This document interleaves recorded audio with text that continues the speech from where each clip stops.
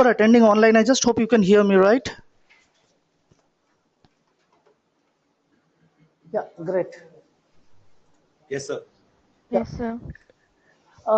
My name is Shubhojit Sengupta, and I'm your instructor for this R module. So, as a brief introduction, I work for TCS Analytics at presently at Kolkata, and I take the weekend batches at Ivy. So, just may I have your quickly little bit of in your introduction, what exactly you're doing, and if you have already done any modules at Ivy. Yeah, we can start from you. Your name is Zibran Ahmad. Okay, okay, and presently,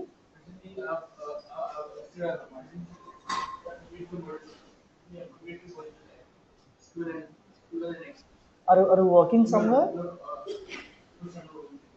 So, do you have any work experience? You're just a fresher graduate. Okay, great. Yeah.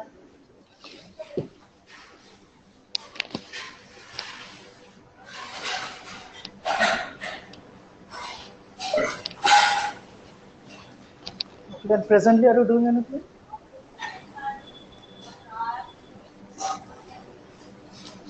So what do you work as a freelancer?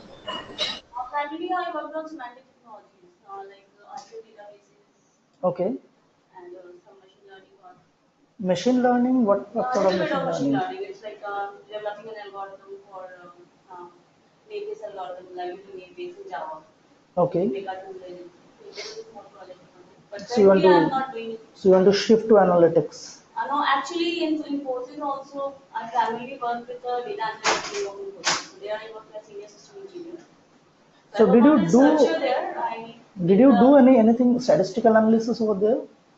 Little bit of like I very like we primarily work on POCs, so where we have to evaluate various tools and various technologies, various concepts. So that was Okay. Have you used any one of these technologies like SAS, R, no, Minitab, not MATLAB? SAS and art. Okay. I primarily work Nothing. on semantics, so I mainly worked on Java. So I generally worked on RDS, OWL, ontologies. Okay. I understand. Yes. I'm Rizita Banerjee. I've done my master's in economics. Presently, I'm working with Equinix Solutions Private. Okay. So actually, it's an ecospace. Infospace or ecospace? Ecospace. Okay. So recently, one of a person whom I know has joined your company. Probably you will not be knowing. His name is something Sumit Chaudhary. In development, I mean, probably something with the analytics. So yeah, I mean there will be a lot of people, so you'll not be knowing. Okay, great. Myself, totally completely from non-IT background. Mm-hmm. I'm working now in the field. Previously, I was in Star TV, Star Jalsa. I basically handle commercial officer, doing working on SAP ML model. I had my management for the analysis part, not details. After that, I learned Tableau online from Edureka. Mm-hmm. I passed 10.1, Tableau 10.1 version. After that, today is my first class here. All right. Okay. Yep. Keshav, I studied in the US. I worked there as a web analyst for 6 months. I started a transition to data science, learning machine learning. Okay. So have you worked any one of these statistical techniques or anything? Yeah, statistics I've used. Okay. Previous internships, or even in school as well. So what type of software you have used, or what's the type of technique? Software, we just use Gradle, but Okay. most of the analysis that I've done is using Excel, just running regressions. So you understand what is regression? Yeah. Anything else apart from regression? I mean, I'm just like from a digital marketing background. Okay. So I'm like trying to transition over to machine learning. I know a little bit, I know Python and developing an algorithm. All right. Yep. Finally, I'm a bit in access security student. As the EMI is in data analytics course, but I would like to use SAS and R. After learning that, they require me to do consulting. Okay. Yes. I'm Umayr Iqbal, and I've completed my PhD in economics, and I've completed SQL and XML. Presently, you're a fresher? You're a fresher graduate, or you're working somewhere? Okay. Yep. Yes, currently working only as a mainframe developer. And have you done anything else over here? Yeah, SQL and Excel. So all three of you are working for Cognizant? No. Okay. So you're also the same thing. Yes. Okay, that's why you're sitting together. Yeah, that's it. That's why I figured that three of you are sitting together. So I guessed. Yeah. My name is Rohit Chatterjee. I've done my postgraduate in marketing specialization. So from where you have done it? From United World School of Business. It's in Okay. yeah. And I have a few months of experience in sales, and then I wanted to transfer to analytics, working about this course and wanted to progress in analytics. I understand. Just a second. Hanitai. হ্যাঁ রে ক্লাসে আছে আমি বেরিয়ে phone করি আমি তোকে 8টা নাগাদ ফোন করছি ঠিক আছে Okay, so I understand about your introduction, and yeah, I have also read the people who have written over the online. Great. So in analytics, primarily what we do, every company has nowadays a huge amount of data. Somebody is waiting outside? Yeah. So, I mean, from this class? Yes.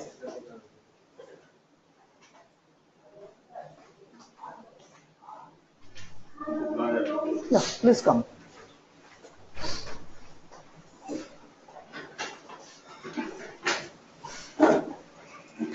So, primarily, we always try to, every company has a lot of data with them about their customers, about their suppliers, everywhere a lot of data. Data means anything you jot down about your customers, suppliers, it means a data.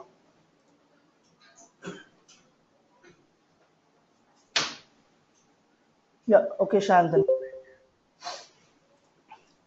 So what we are trying to do into analytics, we try to delve into the data, we try to analyze, look into the data, try to extract some meaningful information so that it helps my client, whosoever wants to do this analytics, to gain some money in their business. That's the bottom line. Everybody wants to make money, either by optimizing their cost or by maximizing their profit. There are different ways to do that.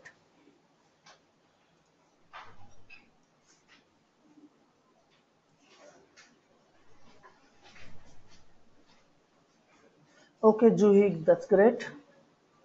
Yeah, Budhaditya. Shulavna, if you could just write your name, it's written waiting for your name, it will be easier for me to refer you later on.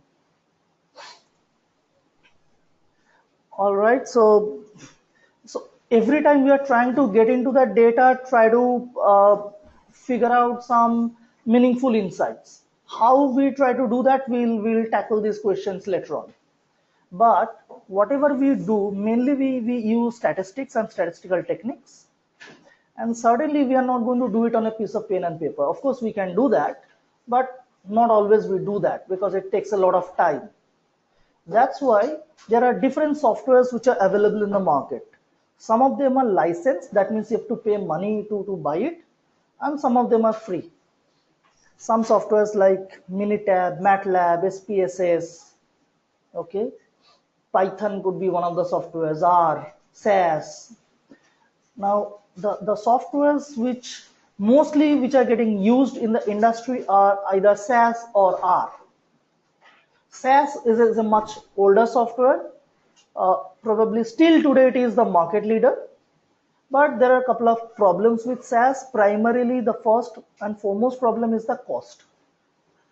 You require about 5 million rupees to buy a SAS license for a single user. So it is a lot of money. Not every company can buy it. Like in TCS, of course, TCS has money to buy it, but they will not spend it because they will ask their client to buy it for them. Otherwise, they are not going to use it. Now, later on, another software came into the market called R. R is a freeware. Anybody can download and use it, and it's open source. That means anybody across the globe can develop, can do something, add a package, add some features to it.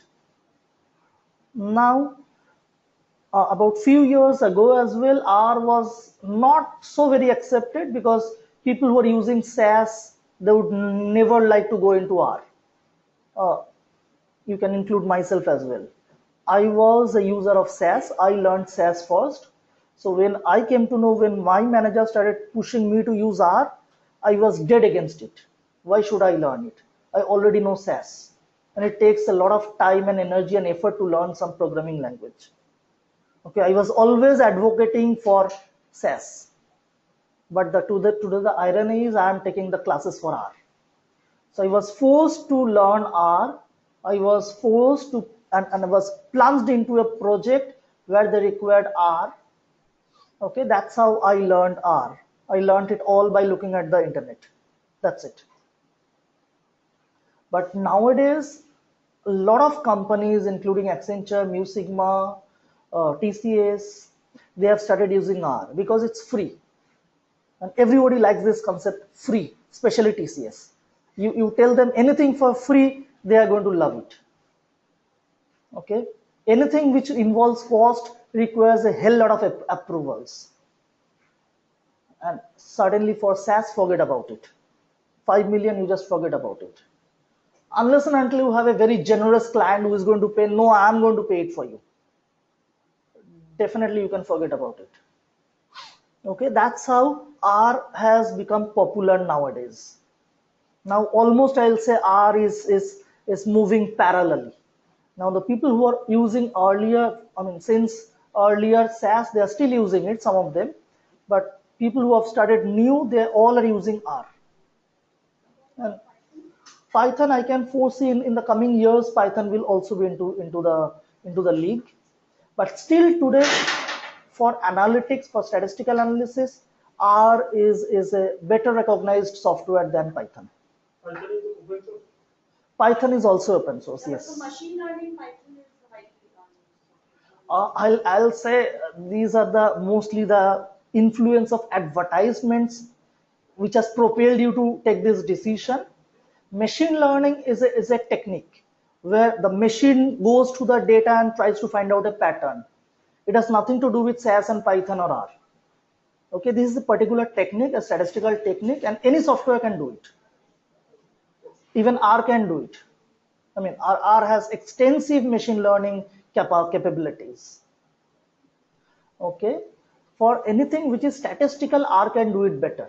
But in Python, like image detection, and Python can do a lot of things. Python can handle a bigger data better, but anything which is related to statistics, R can do it better. Unless and until we are into some image detection or speech detection. These are some of the new things which people keep on experimenting. But 90% of the times, or should I say more than that, people are only to the traditional analytics, which gives you money. Everybody wants to understand how I'm going to make money. So these are the main statistical techniques which will earn you money. So when we are trying to sell our client, we'll say, okay, these are the things we are going to do it for you. And for something else, if you want to add, we'll say, okay, we'll do some text analytics. Because text analytics is not, till today, not such a robust technique. At least I am not aware of. Because I have worked on it, but don't think that the machine is going to read a text and is going to give you just like a plot which Wikipedia gives you. Nothing like that. So that's the the expectation all of us we have. Let's suppose there are a lot of customer complaints. The machine will read through it and directly tell you, okay, these are the major problems. It doesn't. It should, but it doesn't work like that. It is very, very complicated to find out in this way. So we'll discuss it later on.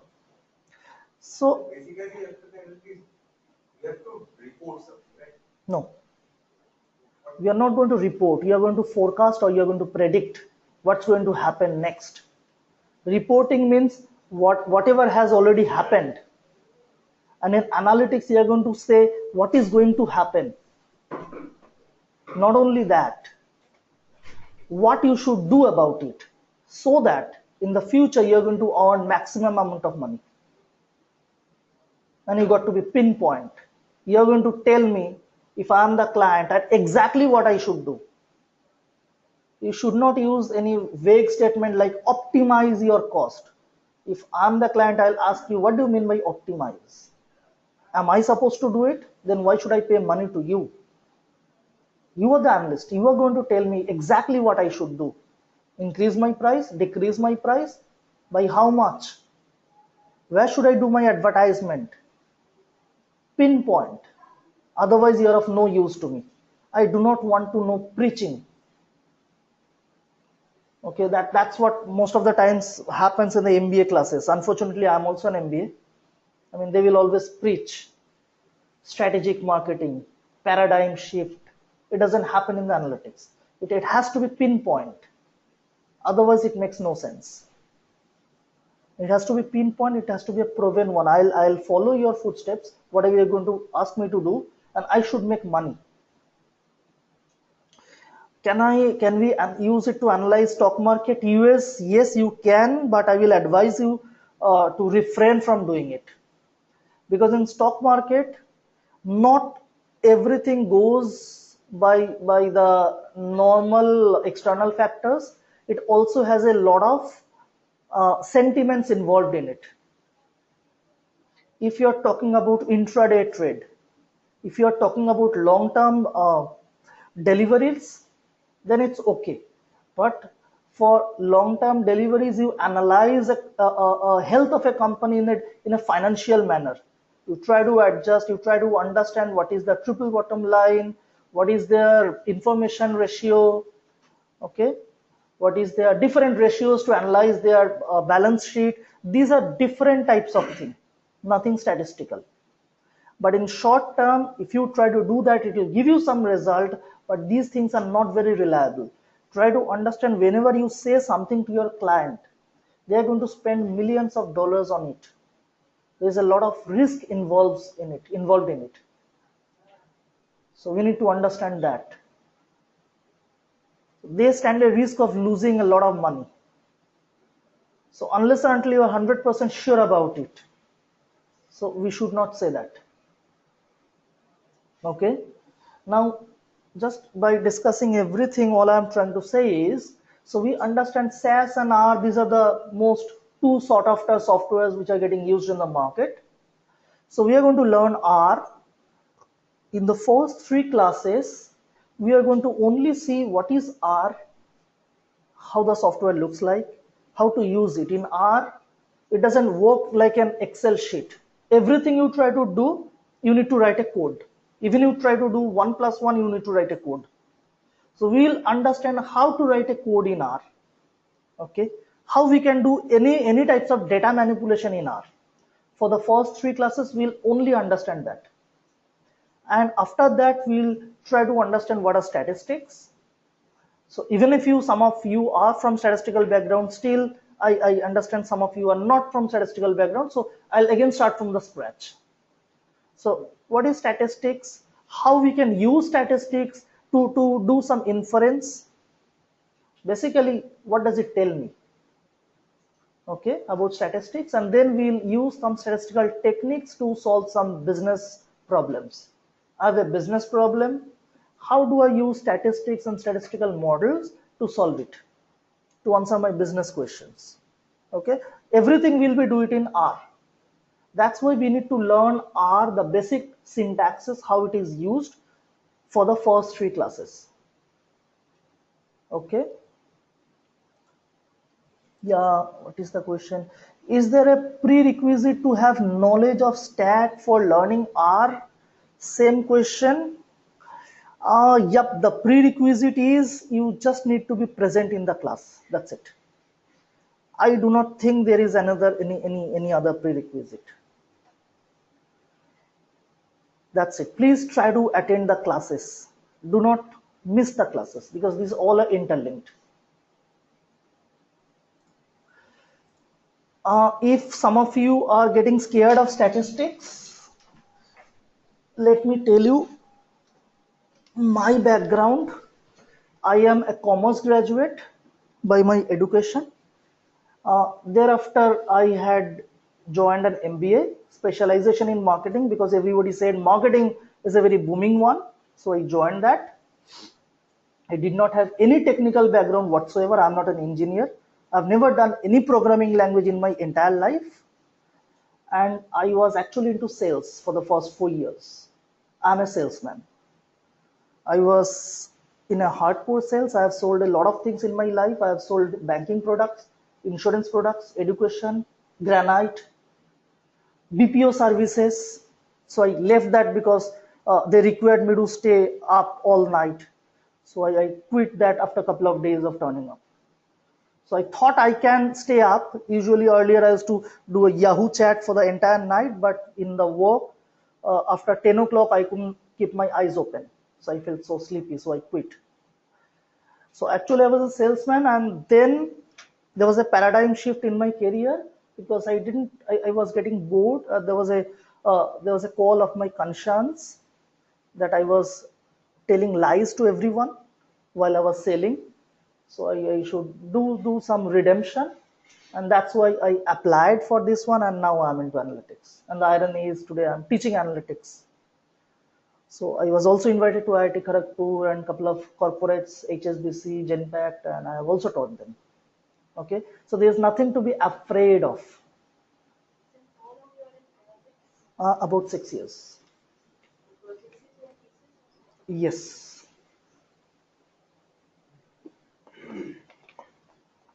I got into few of the other companies, like I got into Accenture, HSBC. I got a call in Bangalore, but everywhere it was outside Kolkata, and I'm pretty homesick.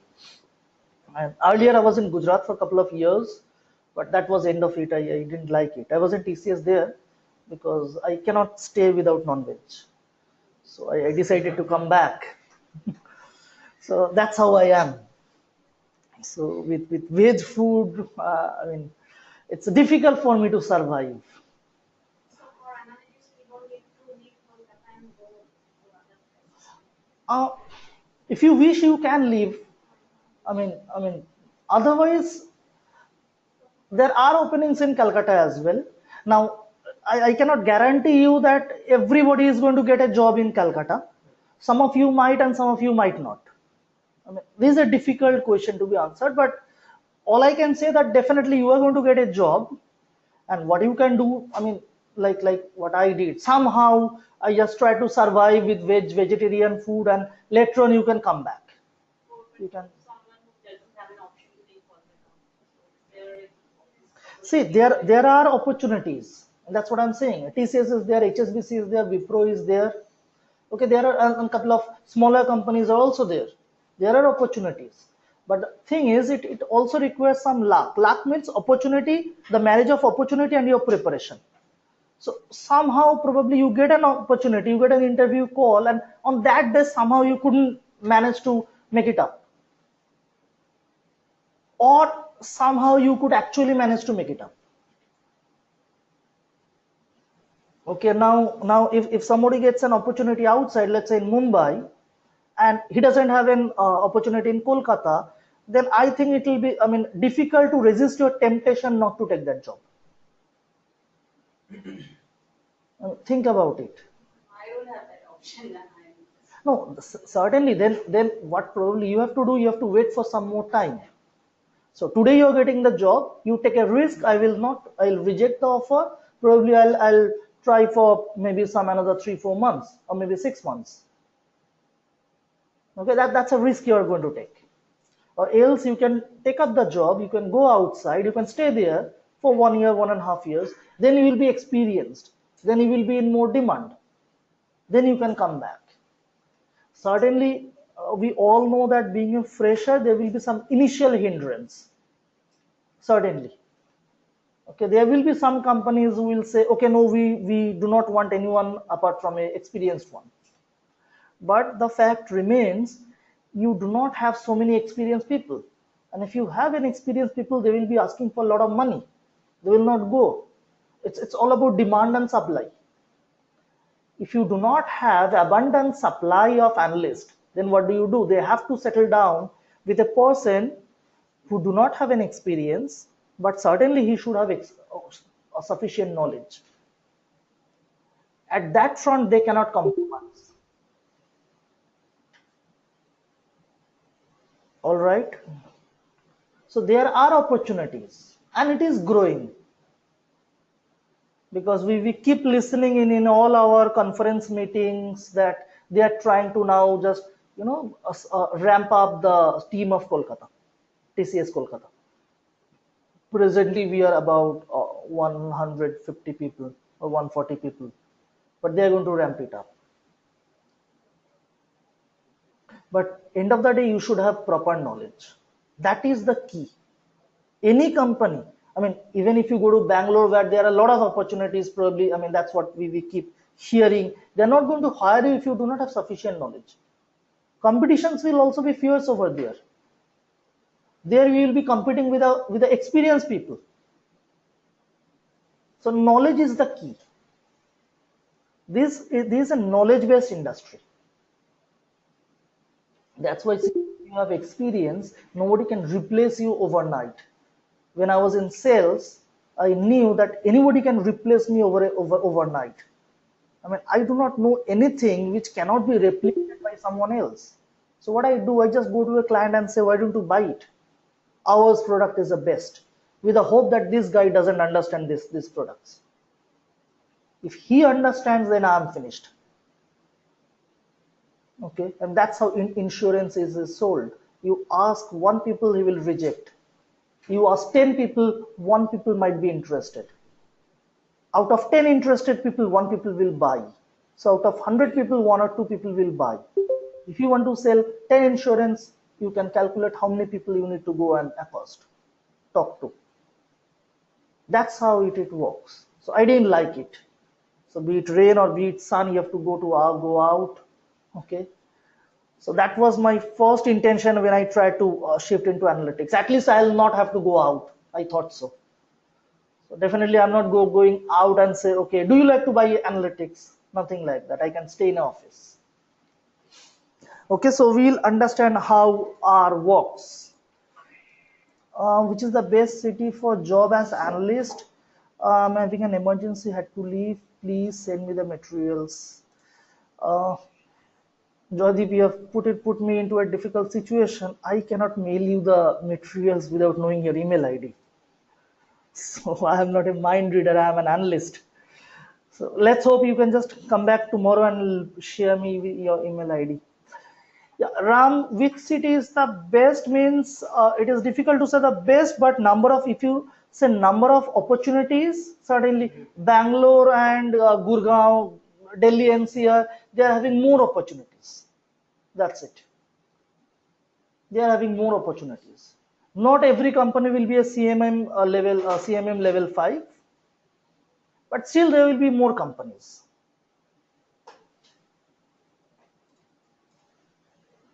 So we'll understand what is R and how it works.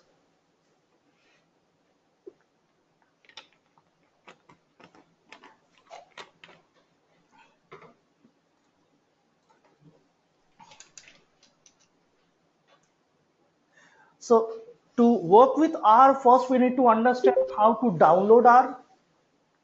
You go to Google and write download R.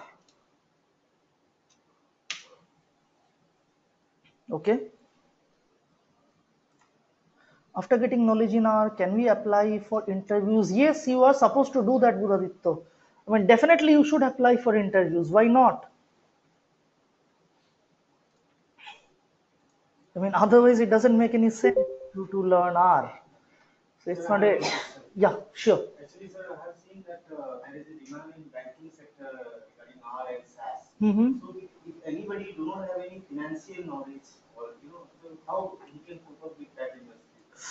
Although it is a financial industry, it doesn't mean that you're using finance knowledge. They are different. In finance knowledge, you what you do, you probably try to study a balance sheet to understand the health of a company. How do you understand whether you should buy a stock or not? You try to see their P/E ratio. You understand what is P/E ratio? Price equity ratio. So these are the things you should study. At how much premium it is they are selling it. I will try to compare it with their peers. Okay, these are the other things, financial things, what I'm trying to do. However, if they want you to work with SAS and R, you will be doing some different work where you'll be requiring your statistical knowledge. Maybe it's a financial company, but they need to analyze, analysis in a different way. But domain knowledge is important. Domain knowledge, I won't say domain knowledge, it can be acquired. Domain knowledge means you just need to understand, okay, if they are working with a loan or credit card, so what is credit card, how do the R in credit card, these are the things, not the technical stuff. We just need to know the data actually. Exactly. That knowledge is required so that we can predict. Exactly. Exactly. So even if we are not from finance sector, we can easily. Absolutely. I mean, because in analytics, we'll be working across different domains. So presently, I'm working for a steel industry. Earlier, I was working for a utility, for a company who was supplying electricity. So all I need to understand is, okay, how electricity works. What are overheads? Why do they charge money? These are the things it can be learned in a day or two. In steel industry, I don't understand what is hot, cold, dry, and what is cold, dry. All these technical things I don't understand. All I understand, these are different types of products. That's it. I don't need to understand this. What I need to understand is what is their net margin and how it can be increased. Okay, don't get scared about the domain knowledge. Otherwise, I mean, you cannot have the domain knowledge of the entire world. All right. So it's just like saying a doctor can treat a person irrespective of his religion. It doesn't matter whether he's a Hindu or Muslim or Christian. He understands the anatomy. That's it. The basic thing. So I write download R. I get the link. You click on the link, first link. Okay. So can we access here? No. I do not know about that. I don't think so. But don't worry. What I have done, I have created an instruction manual.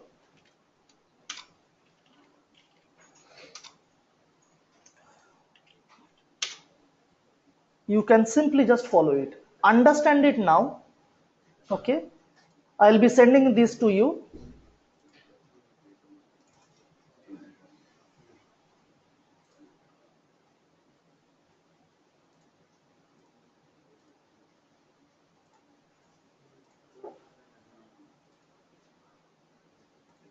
So I'll be sending it to you. You just look at it. You can install it.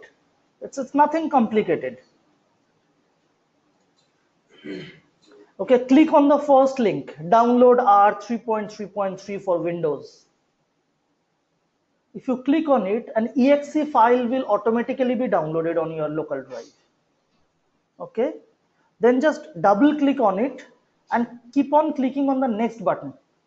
Just all with the default choices. It's as easy to install a video game. Okay, you must have installed a video game at some point of time or the other, right? It's very easy. You just keep on clicking on the next button. That's it. With all the default choices. Then you go to your all programs. There will be a folder called R. You click on it. There will be an icon. Mine is 3.2.2. It's an older version because in the internet they will always give you the updated version. You will be having the updated version. Yeah, that's okay. No issues. I have Art Studio for my friend downloaded. R Studio, they're the same thing. The basic R software, R Studio is just a skin on that. Just a skin. It will just change the interface, the front end. Okay. In normal R, I will show you. If you this R, you click on this icon. This is the normal R. Okay.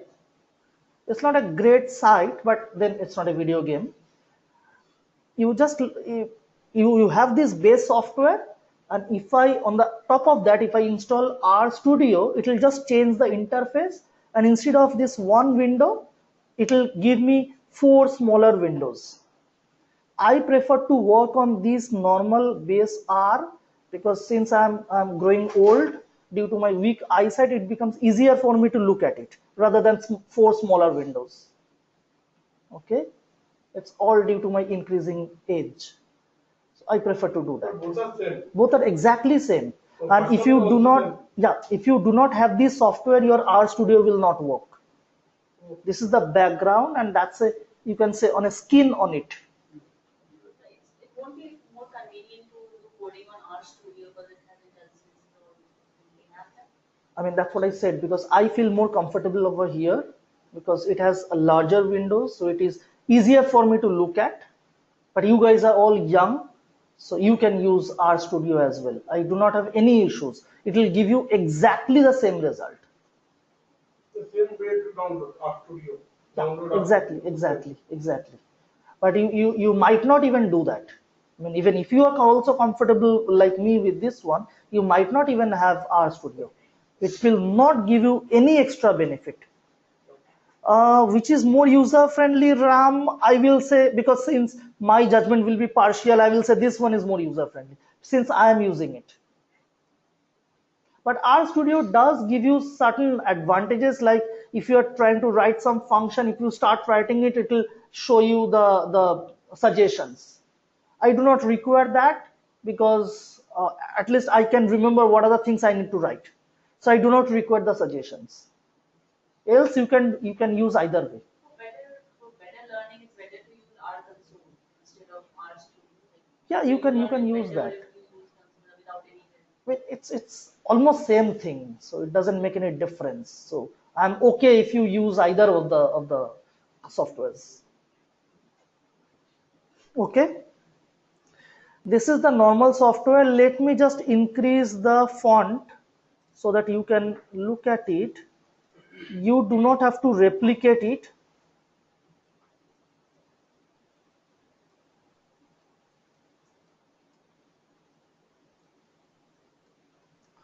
Okay. Now, first of all, R works like a calculator. This is the cursor. If I type something, it's going to be written over here.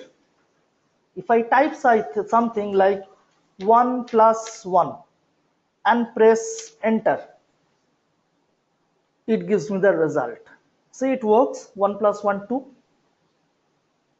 Now it's a good time to tell you, sometimes I wish to call R as a weird, because anything you write in and anything which is displayed in red, that means they are all okay.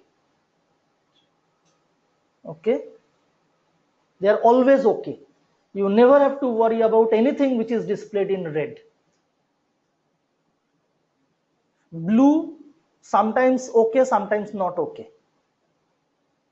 If the error comes, that will be displayed in blue. So anything in red, that means you are free of error.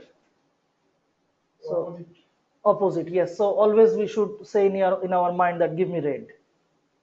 So red means okay. Now if I want to say 5 minus 2, say it works. So I can do anything. 7 divided by 3, some decimal places. Okay. Now the only issues over here is whatever I have written the code, I can save it.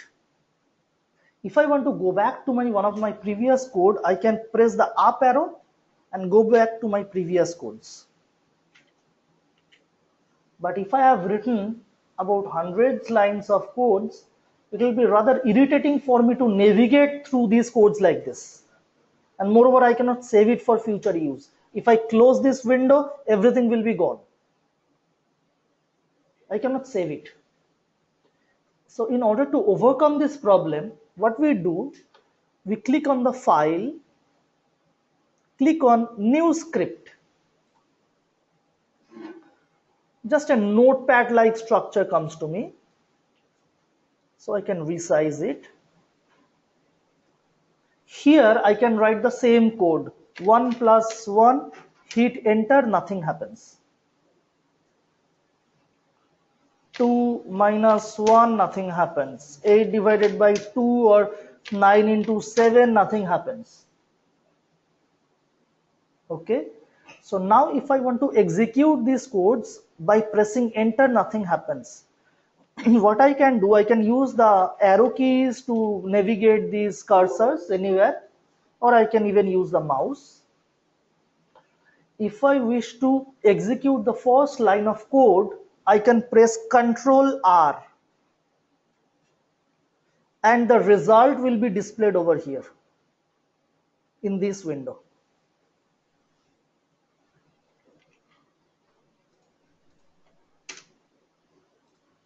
I want to do 1 plus 1, press Ctrl R, I get the result 2.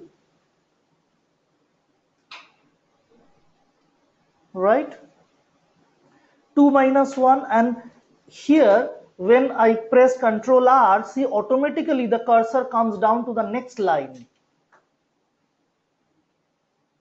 You have to open two sheets. Yes, yes. So for your reference, you can refer this as your input window, this as your output window. But don't quote me to find it out in the internet, because input window, output window, that's my way of referring it.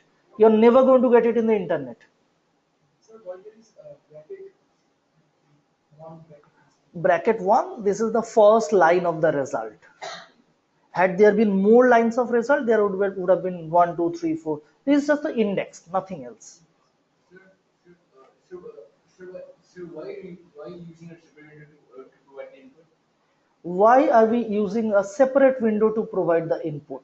The reason being, if we had used it over here, as soon as we press enter, the line gets executed first of all, and I cannot save these codes, whatever I am written in this window. But here, whatever I am writing, so I can save it for later use. That is the easier way to do it. Here I can. So you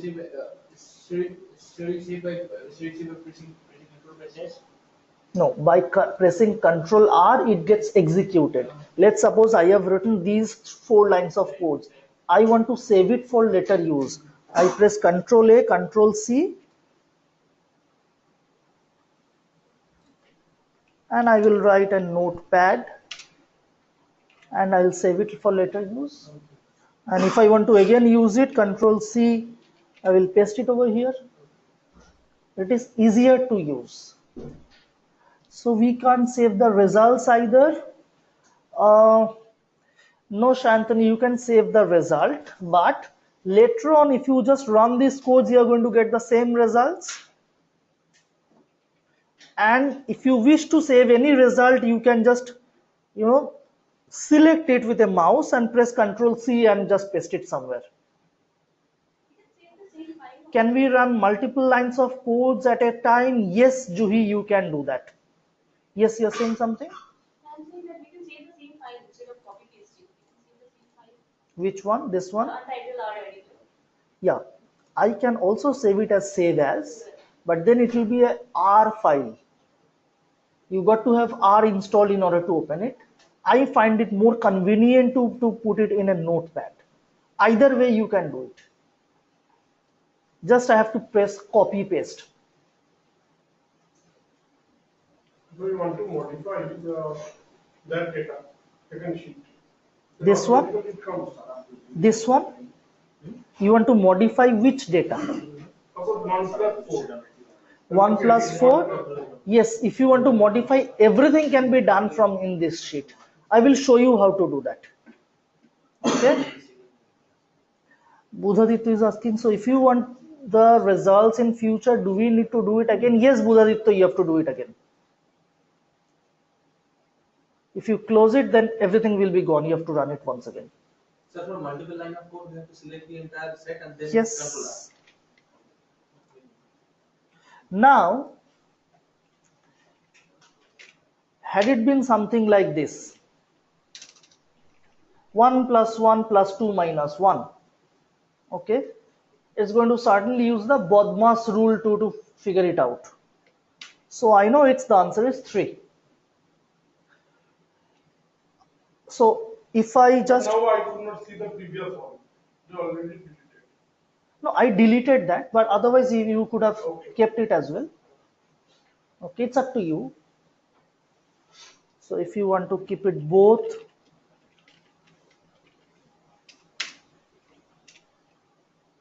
so you can have it, and now I can also have it in this way. You can have it both. Now if I press Ctrl R, I can put the cursor anywhere in the line and press Ctrl R, I'll get the same result. And by default, the cursor is going to come down then. Now what if I want to do only 1 plus 2 minus 1, only this part? What I can do, I can select this part and press Ctrl R. Then also it will be executed. Hello. Madhumita আমি একটু ক্লাসে আছি এখন, ঠিক আছে?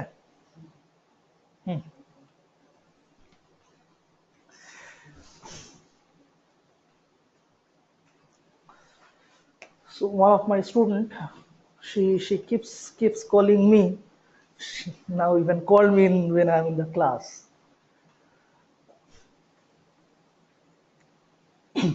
All right, yeah. Do you have to put a semicolon to end up the end statement? No, this is not a SAS. Where did you learn semicolon? In SAS? No, in many other programming languages. Okay, in SAS also you have to do that. Java and C.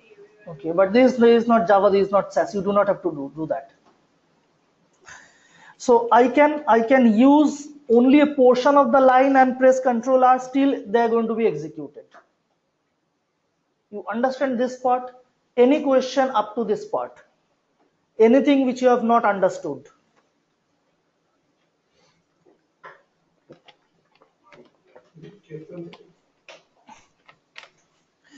Please do let me know if you have any question, because I keep saying I am an analyst, I am not a mind reader.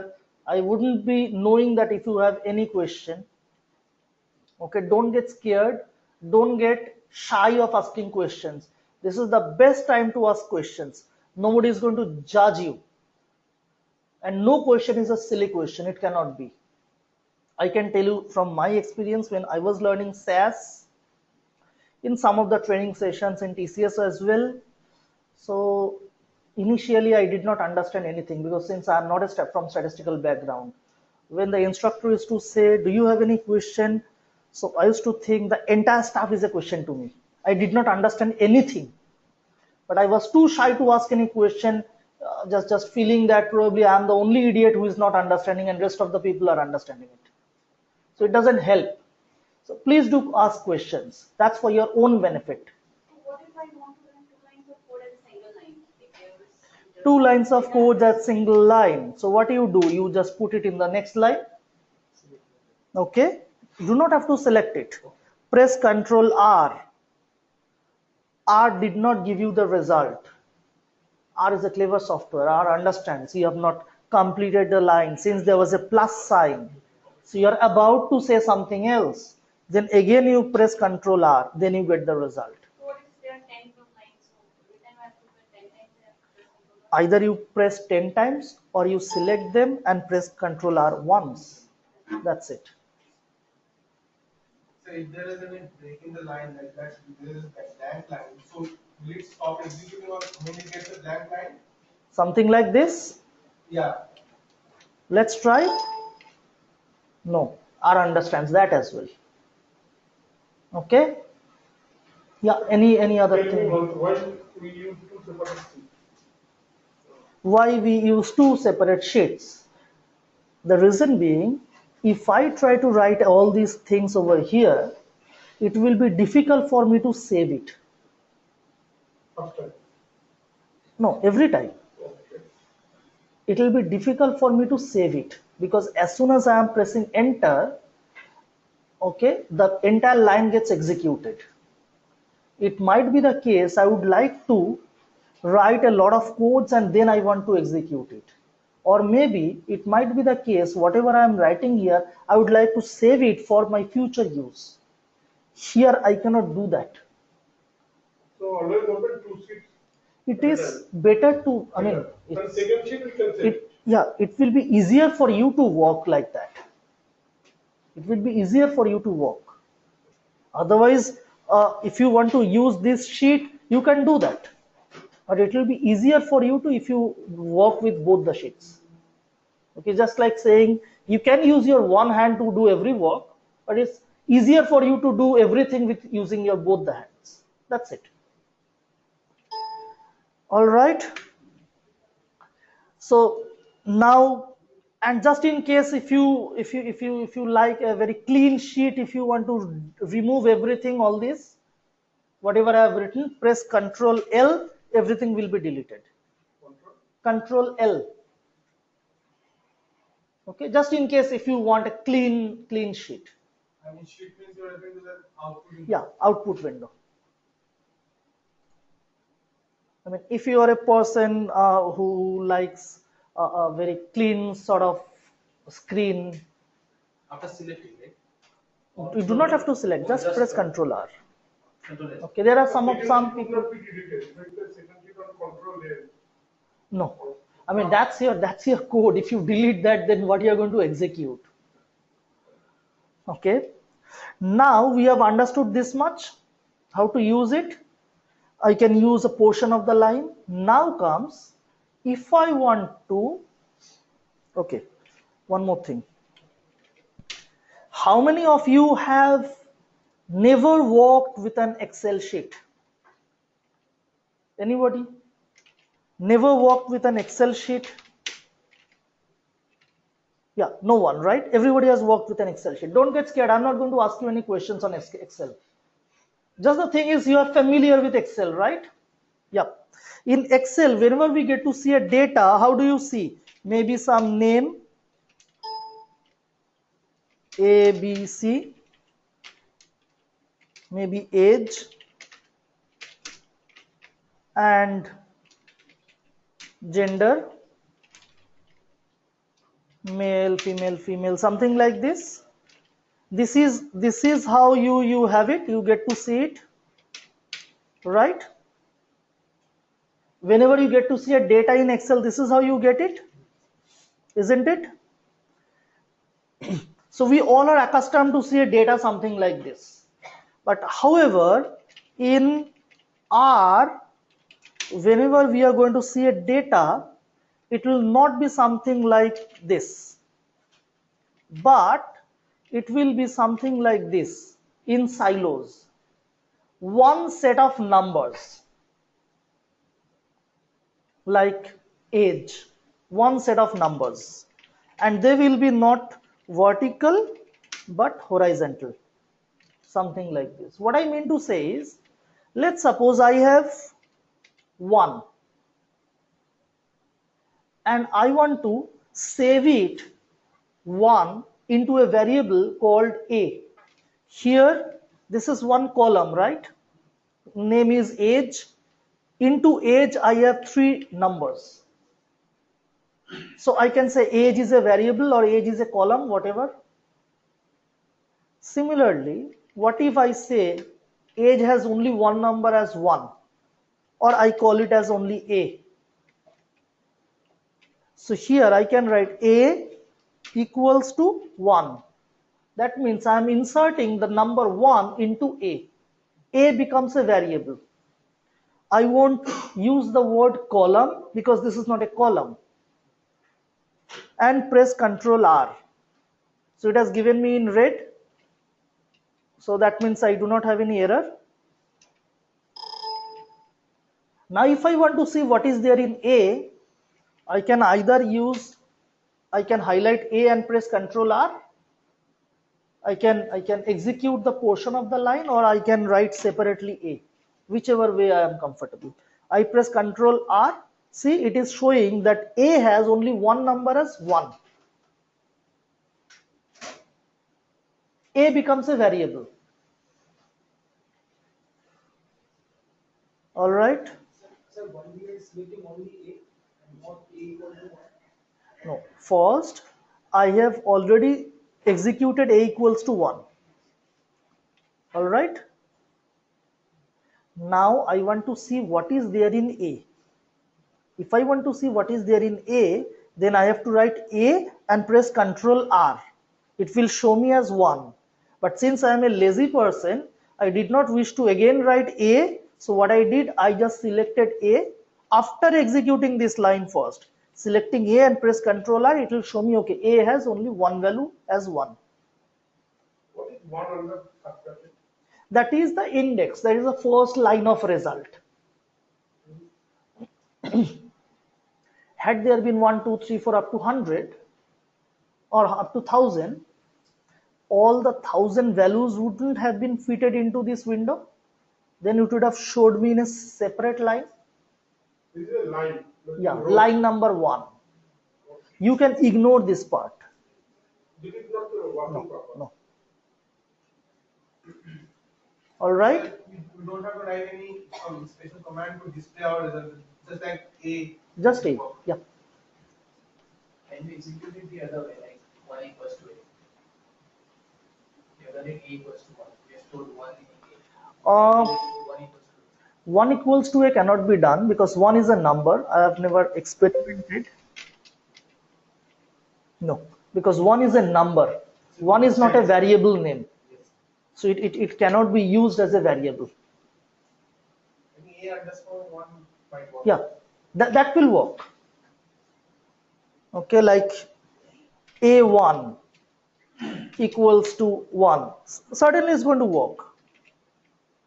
Variable name should be started with a letter. Yeah, absolutely. This much you are clear? What if I want to put, Sir.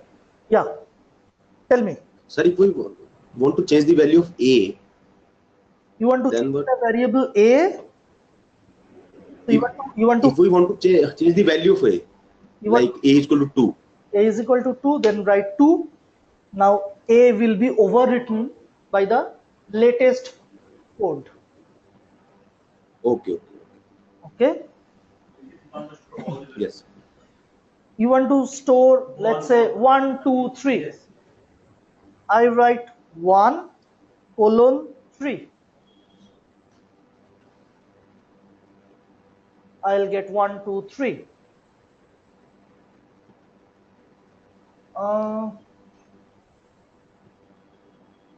If there is an error, the error's color will be blue. I will show you how it shows. I've written B equals to 51M getting error. What is 51M? Shulogno, I'll show you what is the mistake you have done. Okay, so you have gone little advanced. So just hang on with me. Sir,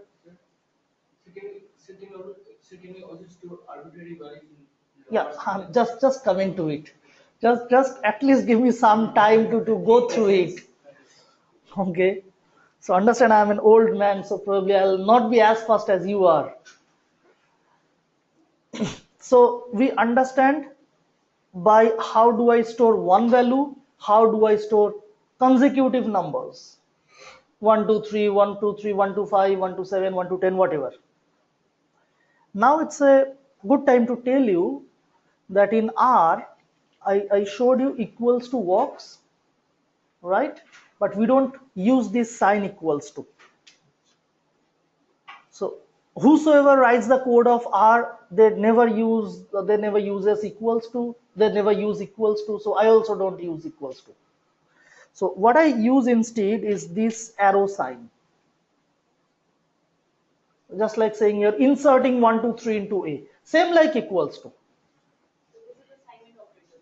And if we have to suppose 1 and arrow sign that side. No, A, no. it won't work. It arrow or yeah, or only flows from right to left. That's it.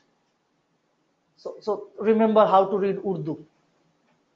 Sort of from right to left. That's it. So this is equals. This is equals to.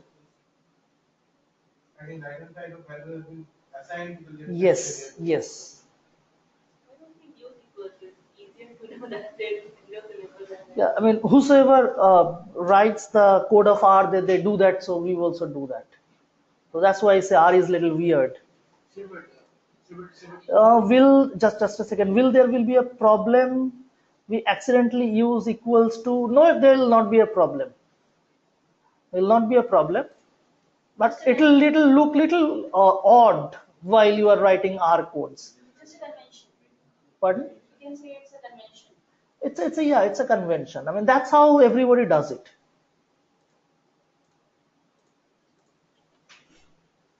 And there are some certain other uses of equals to. I will show you. That's why to separate them, that's why we have two different signs. All right. But R doesn't understand comma. R understands comma. Yes, it does. Actually, when we are writing that A is equal to 1 full units, and we write that 1 comma. No, it will not understand like that. I will tell you. Now the $1 million question comes. What if I want to assign arbitrary values, let's say 1, 3 and 5? They are neither a single number nor a consecutive numbers. So I have to use 1, 3, 5. But you are not paying any money to R, right? It's a free software. That's why in lieu of money, it requires something extra. Like you need to put it in a bracket and put a C over here. C means concatenate. So I just hope you don't mind writing an extra C and couple of brackets rather than paying 5 million rupees, right? In SAS you do not have to do that, but in R you have to do it.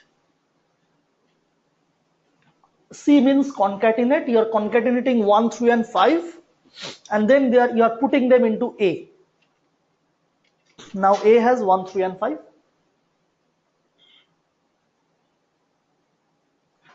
You understand this part? All right. What if I don't want to decrease my source code here? I just want to print the answer. Can't it do that? Like if I have 100 of lines of code, it will print like 100 of lines of code, and then it will print the answer. Can't I just print the answer? No, you cannot. You just overlook them. That's the easiest way. You just ignore. Just think in your mind they do not exist. Sir, can we serial variable can store the different types of data like decimal, text, It can. I'm coming to that. Now, let's say another variable called B. RAM1 means this is the index number. So let's say it's the first line of result.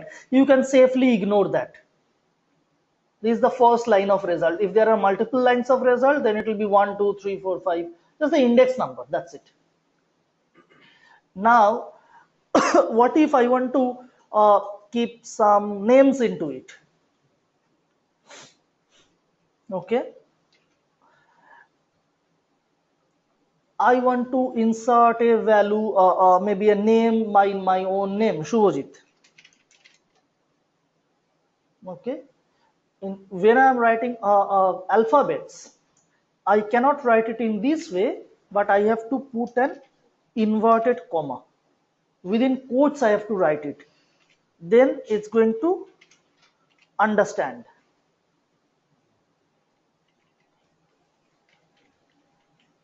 If I do not put these quotes, see, it will give you an error. This will give you an error.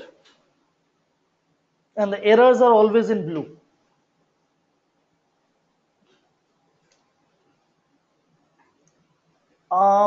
Like Excel functions. Yep, kind of.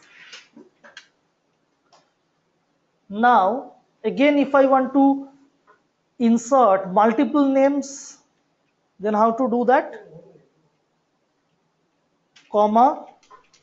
C, I cannot use C now as a variable. Yeah, you can. Yeah, Nikita, exactly. Since now I am writing more than one name.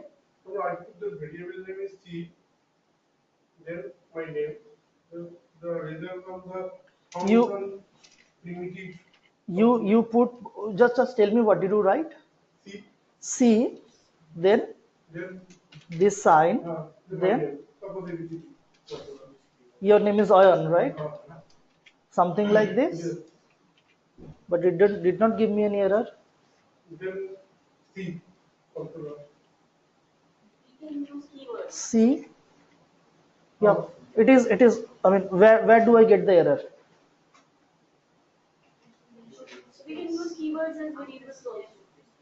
Which keywords? Like C is a keyword kind Yeah, of thing. absolutely. We can use it as a variable also. Absolutely, yes. C is a variable. And what's happening in this console, like if I assign a variable A, and later if I just print A on console, it will give me the value. Absolutely. Like, it took the value from that. What if I want it to forget that value? Like I want it to forget that A value. Like suppose I want to run another file which has some different A's.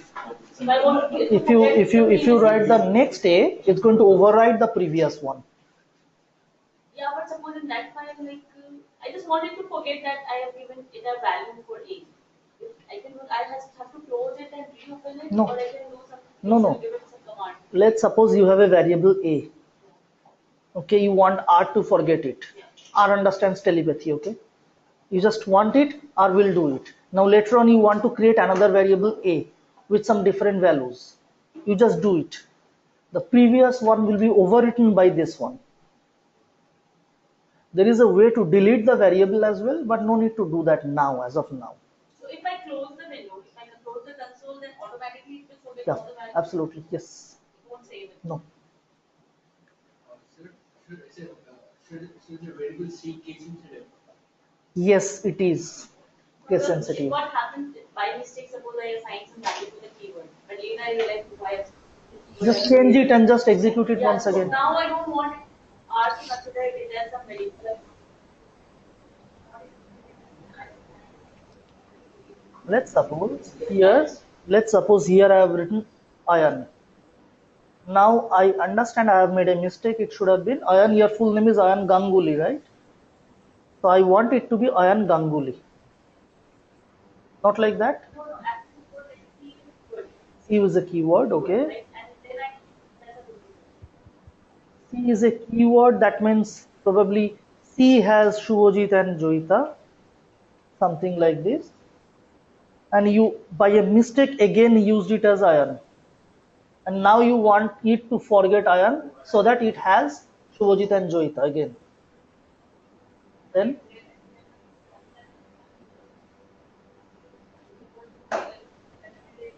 keywords means what? Functions? Functions or keywords like variable, like you have cat, you cannot use them as a variable.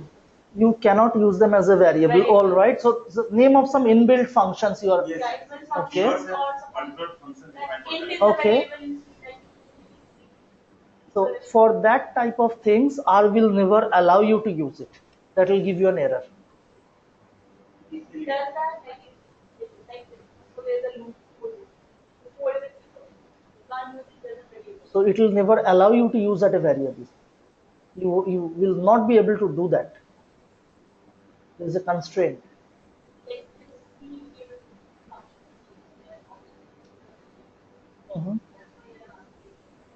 C is not an inbuilt anything. That's why it is allowing me to do that. Otherwise, it would not have allowed me to do that. All right. So one more thing. Mm-hmm. Sir, if we want to retain the existing values and add some new values in the variable, in that case, sir?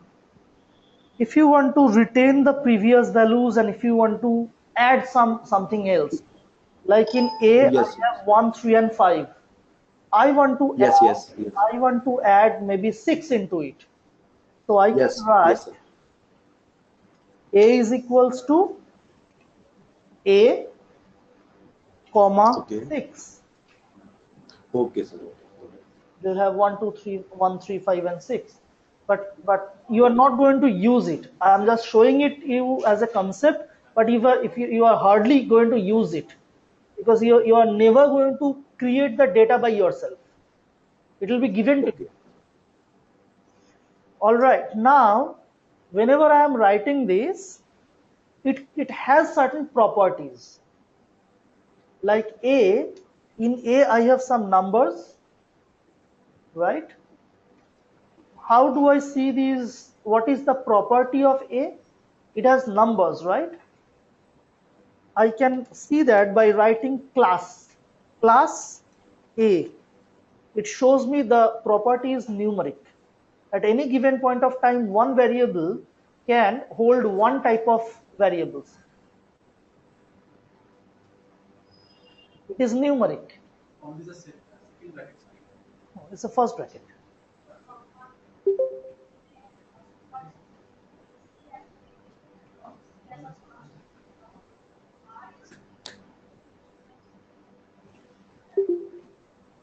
All understands that, because this C is different, but still you can have a C as a variable. It's not going to impact you.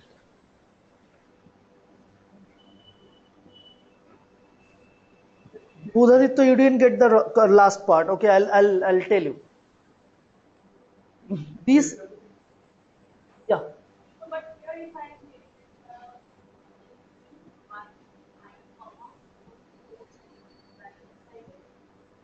Yeah, I'm just coming to it. Everything has a property. A, I have some numbers 1, 3, 5, 6. So if I want to see what is the property of A, I can use class. I say it is numeric. That means all numbers are there. Here, Shubhojit and Joyita. Okay. C has Shubhojit and Joyita. These are some names. These are some names. If I want to see class, what will it be? The property, can you guess? Character. Same thing, alphanumeric. Character. If you combine alphabets and numeric digits together and try to assign in a single variable, then will it show an error? Yeah, Akasha, let me do it for you. Now, what if I create D is equals to C 1, 2, 3, Shubhojit. I'm trying to combine both types of variables. What will happen? Will it give me an error? No, it doesn't. Okay, this is the result. Now, if I say class D, can you guess what will it be? What will be the property? Character, because all of them are in inverted quotes. Character has a priority. So we understand two types of properties. There is a third property. Third property is, if I write C 1, 2, 3, so we understand E is a numeric, right?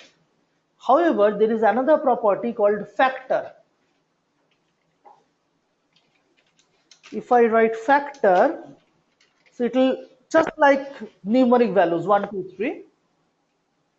Okay, but if I write class E, it will show me a factor. What is factor? Factor means, do you understand what is categorical variables? How it is different from a numeric? It's not. Don't worry. Factor is a statistical concept. We will do this when we will be doing the statistics. For the time being, just understand there is another property called factor. All right.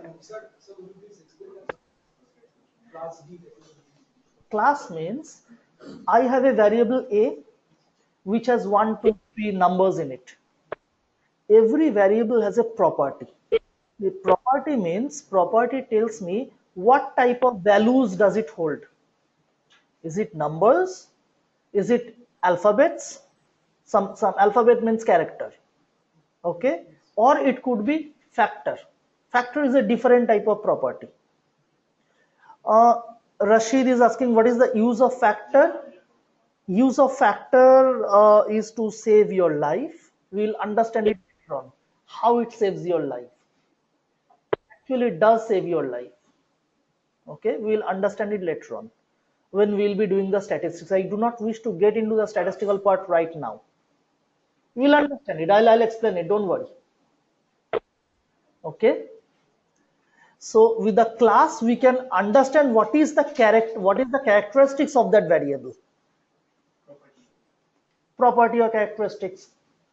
All right. So it is a function. Which one? Class. Yes, it is a function. This part you have understood. Now, by this time, all of you are appropriately confused and bored by using vectors. Oh, by the way, I forgot to tell you, these are all these are called vectors in R, a single value. These are called vectors. Single values. I mean, whatever I've written, like A, these variables are called vectors. These are singular. Now, enough of using vectors. X is a single value in A, like if A has a value 135, what if I want to use the first element of A, the second element? I'll show you. I'll show you. Okay.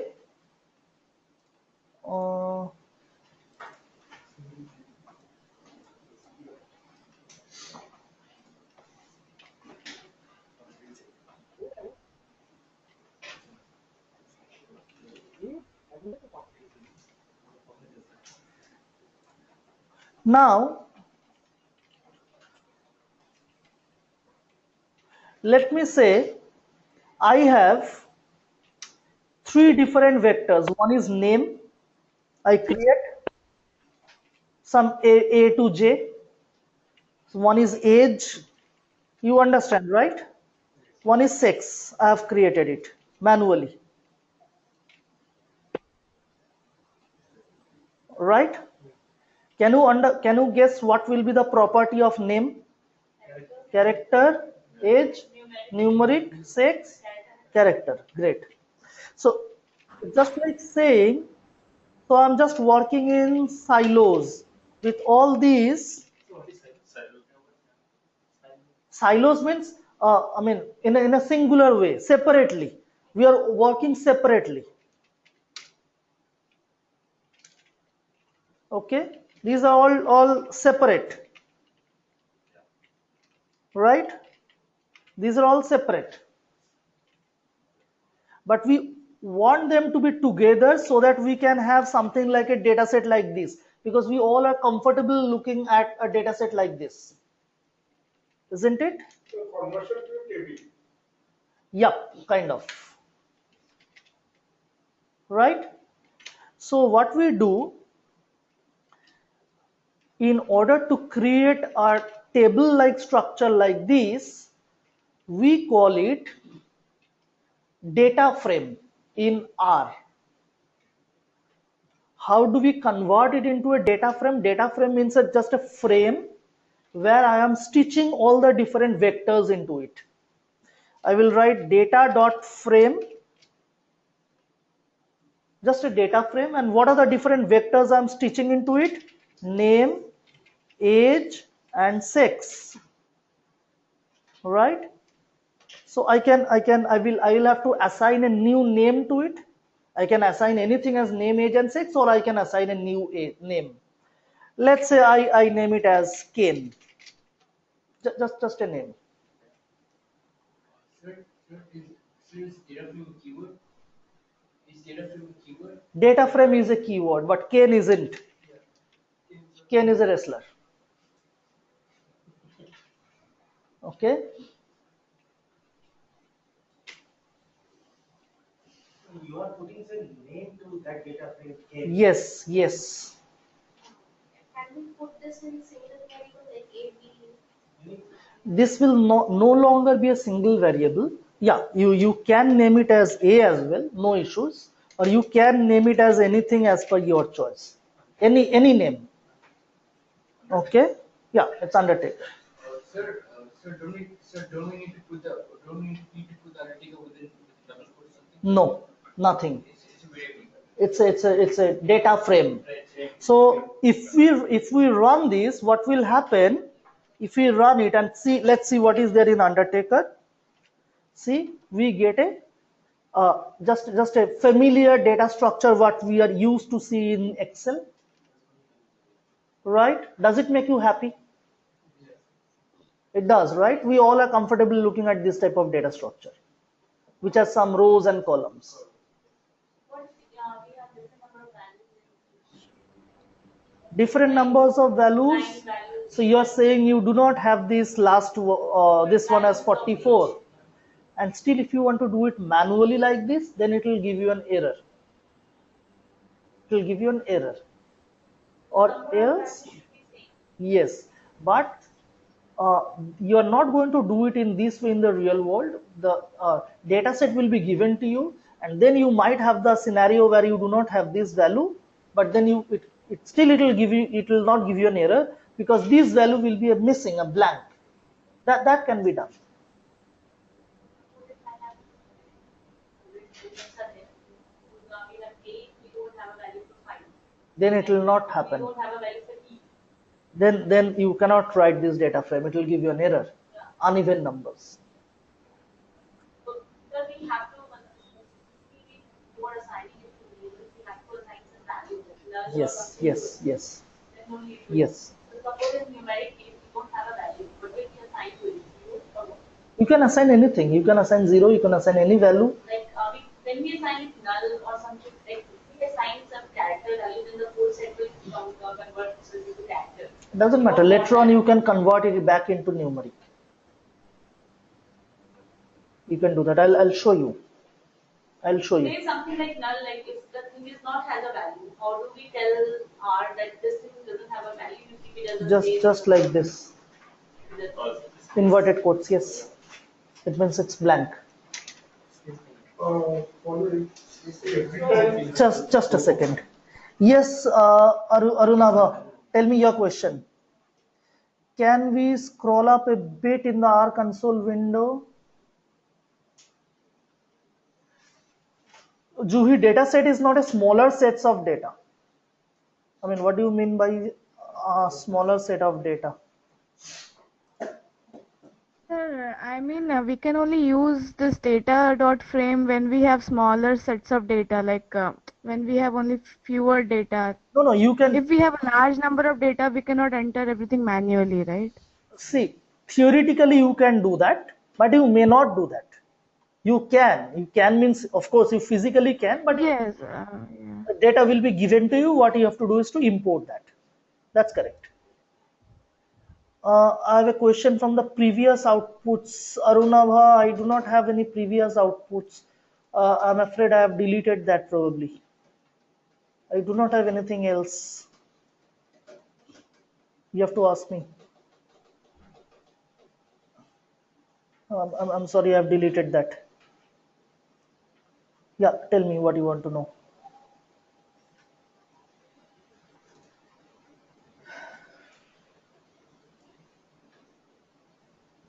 What is the difference between that factor and character?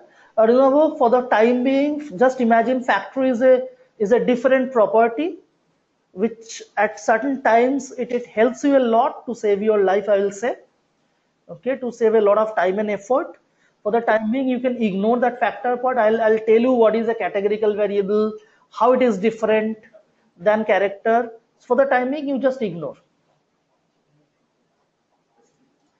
One more question. Yeah. Sir, what is the meaning of levels in the output window? Levels. Of levels. Levels means what are the different unique values this particular vector has. I have 1, 2, and 3. Had there been 1, 2, 3, 3, 2, 1, then also it would have shown me 1, 2, and 3. These are the unique values. Okay, unique values. Yes. Okay. So we have a I'm unable to hear you. Could you please just please be a little louder? Yeah, I tried with 4 data set, like you have tried it out with 10, so I just entered 4, but every time I'm getting an error called as error in data frame, name is text, name not found. So I'm unable to get as to what I made. I'm so sorry, I couldn't understand your question. Probably your voice is little getting distorted. Is it possible for you to just write it down? It will be easier for me to understand.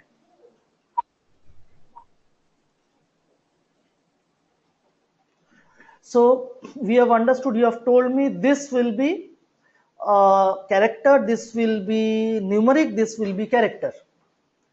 Okay. Now, if I want to check the properties, how do I check the properties? I will not use class anymore. Class is used for vector. I will be using str, structure within bracket, name of the data frame, so that I can use the, I want to see the properties of all the variables together. Structure.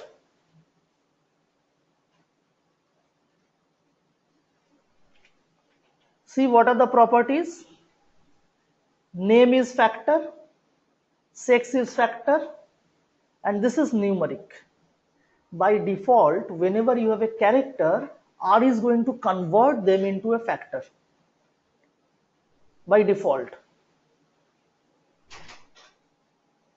Okay. You just understand these codes. You do not have to write these codes, because all these codes I'm going to send it to you in the mail. Yeah. In class, did you understand what we did? What? We check the properties. In structure, if you write structure, it shows the properties of all the variables together.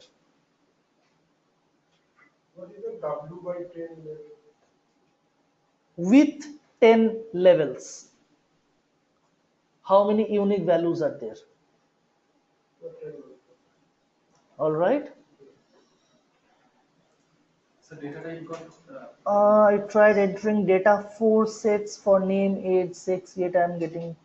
I tried entering data for sets for name, age, sex. Sulogna, if you could just show me your code, then only I'll be able to understand.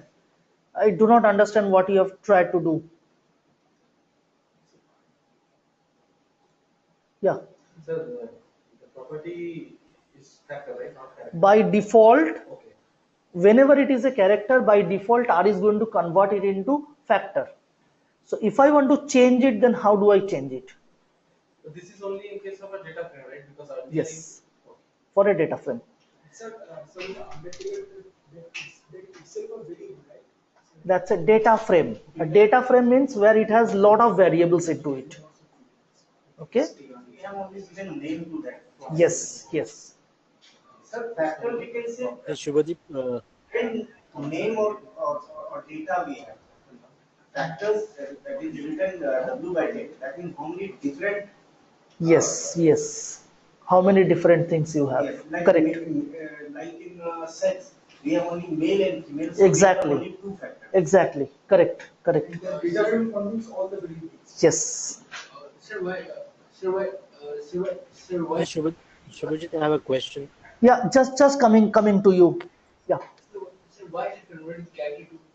That's the default. That's the default way of R to work. Okay, and sir, so what is the factor to, sir? Is it okay if I tell you later on in the subsequent classes, because you need to understand some amount of statistics for that? Yes, you're asking me something. Tell me. Hello, somebody from the online. You tried to ask me something. Tell me. Yeah, Shubhajit, yes, Iqbal here. Yeah. When I see that sex factor showing with 2 levels as female and male, but there is a sequence of 2, 1, 2, 2, which is like what's indicating? That means Yeah. male has been coded as 2 and female has been coded as 1. That is Okay. that is the at the There has to be background an, of, that is done at the background of R. You do not have to be concerned about that. For you, it will always be Okay. M and F. You do not have to worry about that. Okay. So there should be appropriate coding for it. Like for me, like I was the first user. If I know two should be resembling at male or No, female, you do so not there is have a to proper use one coding and identification. you do not have to ever use 1 and 2. You will be using M and F. Okay. That will Okay. be done at the background. Okay. Do not have to worry about that. Okay. Now we understand. One question. Yeah. Like, if we are using E as a variable, we are defining it as factor. If we want it, we should be factor. But in the later cases, the R has taken it by default. That's how R has been instructed to work with. I will show you how to overcome it. and there we are intentionally giving, we are intentionally being it as factor. Means we want R to will be 1, 2, 3 as factor. So hence we are using it. Yes, but what if I want to overwrite it? What if I do not want R to do that? Okay, I can manually convert the name back to character. How? In the dataset undertaker, if I want to refer to any one of these variables, how I can write? I can write the dataset name undertaker dollar the variable name, that is name. Okay, this is a factor. I want it to convert into character. So I can write undertaker dollar name is equal to as dot character within bracket undertaker dollar name. So it will be converted back into character. First bracket. All of these are first bracket. Now you see structure. Name has been a character.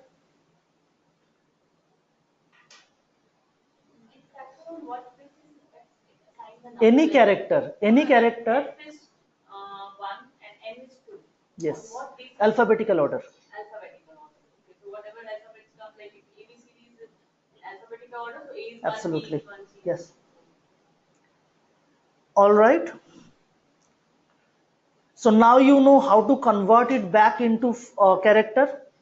Will you be able to do it now? What if there are 5 variables like this? You can write it 5 times. What if there are 5,000 variables?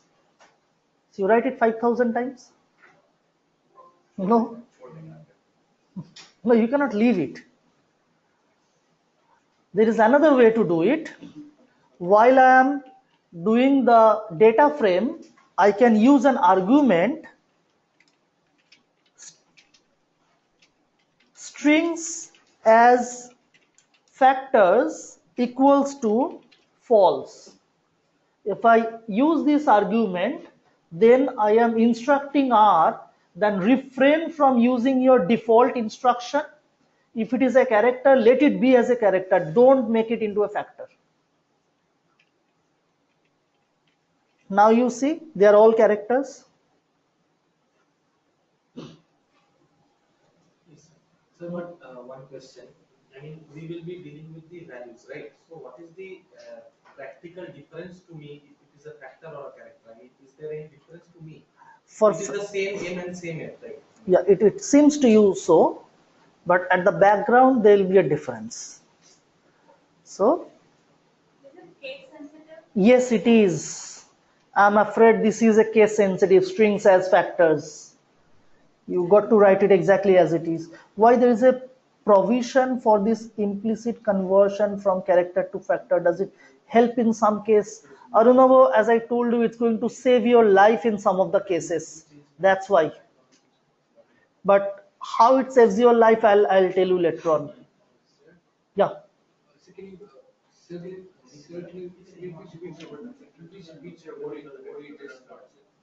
What I said, if I don't say anything to R, if I say just make it a data frame, what R does, whenever it sees a character, it converts into a factor. I want to instruct R, don't do that. If you see character, let it be as a character. So how to do that? You write strings as factors equals to false. That means don't do that. If it is a character, let it be as a character. And sir, why is output to that particular code? The output. Output, it will not be shown to you. This, if you run this, it will all be in red. But see, if I see structure, it has become character. Earlier it was showing as a factor. Now it has become character. So whenever every time I write a code and always put control R. Yes, you have to. So there will be a lot of work for your left hand. A lot of pressing. Yep. Earlier, sir, where was it showing it as a factor, sir? All right. Let's say I do not have this. Okay. If you see structure, you can see these are factors. Now you see these are characters. All right. Now, after doing a lot of things, we have this data set. Now tell me, how many of you have not done filtering in Excel? Anybody who has not done filtering in Excel? Anybody who doesn't know what is a filter in Excel? Everybody knows this? Now my question is, when you filter, what do you filter? You filter the rows or you filter the columns?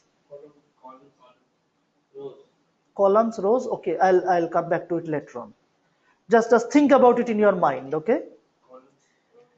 I'll come back. I'll again ask. Okay.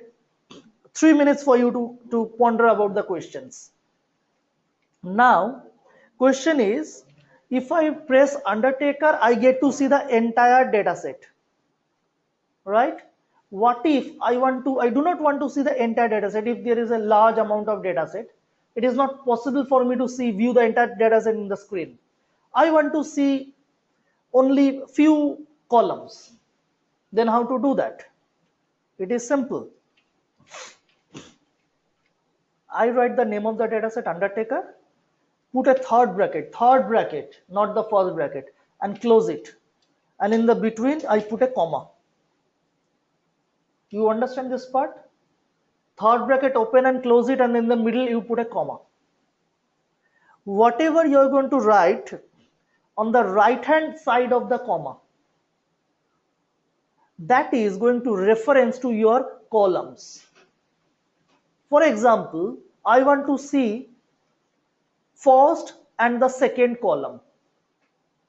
So I write 1:2. So it shows me first and the second column. All right. Let's say I want to see second and the third column. Right? Even I can see only one column. But whenever it's one column, it's going to show you in a horizontal form. Now that was about to be my question. First and third column, how do I write? Can you guess? Exactly. C 1,3. So you guys are too fast. What did you have, Chawanprash? So 1,3. So this is how I can control my columns. Right? Pardon? All right. What I did, 1:2, you understand? First and the second. If you just refer to the very first thing, what did I say? Whenever you are not writing a single value and they are not consecutive, how you have to write? With a concatenate. If you are writing 1 and 3, that means they are not, you have to put a comma, and they are not consecutive. 2 columns, they are not consecutive. So what you need to do, you put a bracket around it and put a C, concatenate 1 and 3. Didn't understand? No? Yes? Don't understand? All right. Just coming back to the basic. If I write A equals to or A equals to 1, what does it mean? A has one value. What if I want to include 1, 2, 3, 4, 5? Then how do I write? 1 is to 5. Absolutely. What if I want to write 1 and 3?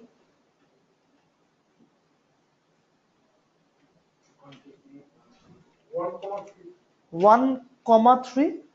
But I told you are not paying money to R. So R requires you to put something extra. What is that extra?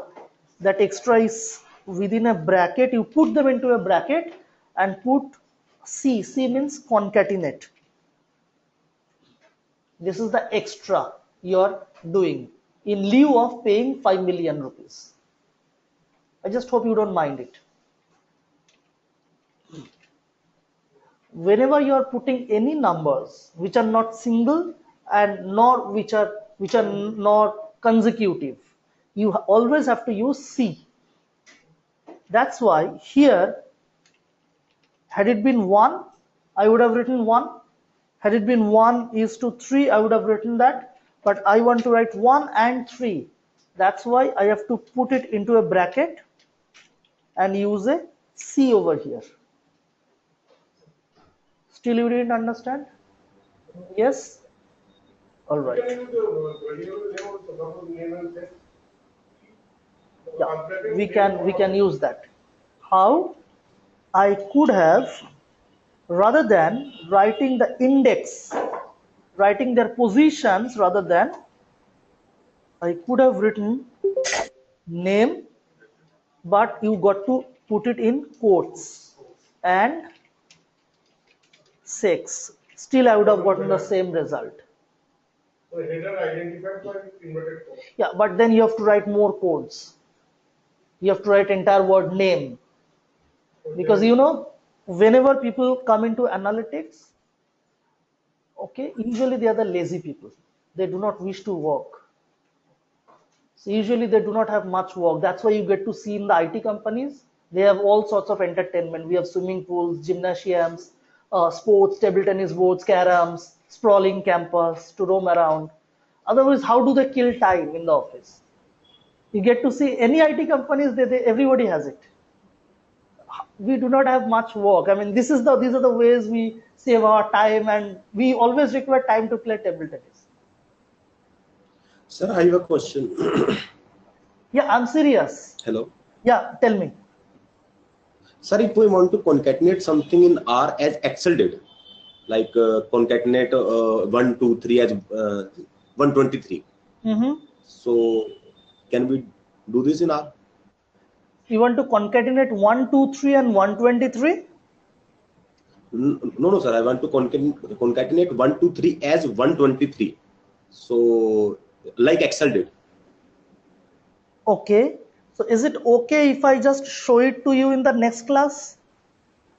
Sure, sir. Sure. Okay. Okay. Great. One question, Shubhajit. Yeah. Since after the third bracket we are using a comma, is there any reason behind it, or just that's the way the code has been written? That's the way you have to write it. That's the syntax. Okay, no problem. Thank you. Sir, can you place numeric character within that sheet? Numeric and character? You want to mix and match? No, you cannot. Okay, you have to be uniform. So can we try like this, like imports? If we write 1, 2, 3, then imports. No, in quotes, if you write the number, then it will try to search the column name as 1. All right. Now, I have, let's suppose, Yeah, we have to memorize the all codes. it will come to you just by practice. I mean, you do not have to memorize, just like saying that you do not have to memorize the way to your house, right? You just go there for a few days and you just remember it. Similarly, you just work with it and it will just come to you by practice. No, absolutely, I understand. That's why I told you, even I am from absolutely non-IT background. I am from sales. So actually, I was roaming around, door to in order to sell and telling lies. So I mean, that's how it is. So I understand. So even you understand how the salespeople work. So I mean, once actually I was in Bangalore. So once I was in sales and I sold an insurance to a shopkeeper, and I actually sold it to him by saying, if you pay about 4,000 rupees a month, you're going to have about 11 crores after 5 years. Then even I was pondering, he's going to be getting 11 crores. Then later on I counted the zeros and I thought, when I realized I counted couple of zeros more. It should have been couple of zeros less. Okay. And this guy realized after a couple of months, he stopped paying premium. The office told me to go and meet this guy. So I never went there. And he's going to beat me up in his own Kannada language. I won't be able to understand what he's saying. And I would have beaten up. So these are all full of lies. That's how. Shubhajit, Yeah. we also write code in VBA also. So how different is R and VBA? Or do they have any similarities or as such in writing codes? No, they are never similar. VBA is much more complicated, I feel. I do not know much VBA. But the major difference is, I'll say, at least in TCS, if you know VBA, you will be considered as a junior resource. If you know R, you will be considered as a senior resource. That's it. Okay. That's the basic difference. Okay. Okay. Is it faster than Python? They are for two different reasons. Even you can do the statistical analysis in Python, but mostly it is easier to do it in R. Okay. Yeah, Budhaditto, I'll just show it to you. Don't worry. I mean, what your question? I'll just show it. So we understand how to control the columns, right? Now, if we also try to control the rows, what do? We just write on the left-hand side of the comma, I want the top 5 rows, first 5 rows. So what I can do? 1:5.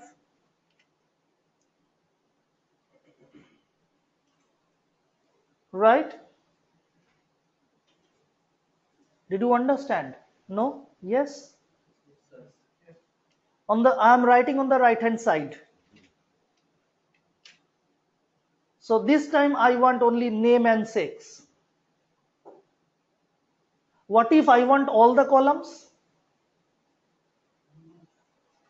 Then, yeah, absolutely. You can leave it blank as well. It means all the columns. Okay? I said,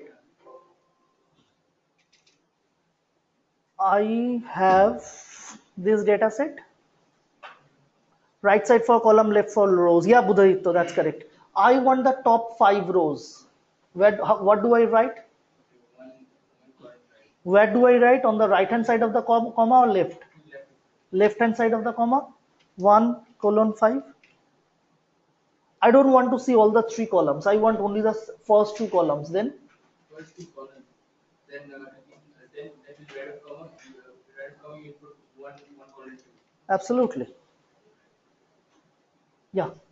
If I want to see the top 10% or top 20%, Percentage in terms of what? what are the highest top 5 values? I'll show you the calculation later on. I mean, then you have to calculate it. But there is another easy way. If I want to see the top 6 rows, just the top 6 rows of all the columns, you can write also head Undertaker. I said, for any data set, I want to see the top 6 rows. One way of doing it is how? I can do it in this way. Another way of doing it is by writing head. Head means by default the top 6 rows. Now can you guess what do I do if I want to see the top bottom 6 rows? Exactly, tail. If you have a tail, you got to have, if you have a head, you got to have tail. What if you want to have top 5 rows? Put a comma and put 5, top 5 rows. That's easy. Okay. What if 7? Yeah, it works. Any number. And what if we want it in sorted order? Yeah, I'll come to it later on. Okay, I'm just give me some time. I'm just going through it. All right. Means top 7. But head Undertaker, comma 7. Yes, Juhi, you can write that absolutely. Yeah. Undertaker, comma 7 means top 7. Top 7, absolutely. Head Undertaker, comma 7 means Bottom 7. Yeah, absolutely. ascending order or descending order? Yes. Not ascending, descending. Now, just whatever the data is, you're not sorting anything. All right. Now coming back to the previous good old question. When you do a filter, you filter the rows or you filter the columns? Columns. Columns. Okay, somebody said column. Somebody said rows. Okay, I like the difference of opinion. And the rest of the people, sir, they have decided to remain diplomatic, not to say anything, silent. Rows. Okay, some columns, some rows. So when you filter, let's look at here. When you filter, filtering means what? You retain something and remove something. When you do a filter, let's say age greater than 2, what gets reduced? The rows or the columns? The rows. So you are actually filtering the rows. The rows, they get reduced, not the columns. The design of Excel is, I mean, you have to put it over here. So in Undertaker, if I want to filter that wherever the age is more than 20, I want only those. Okay.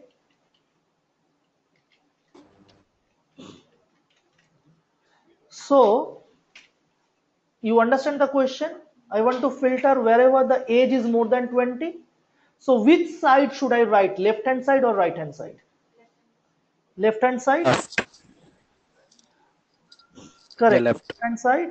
Now that means I am referring to column age. How do I refer to column age?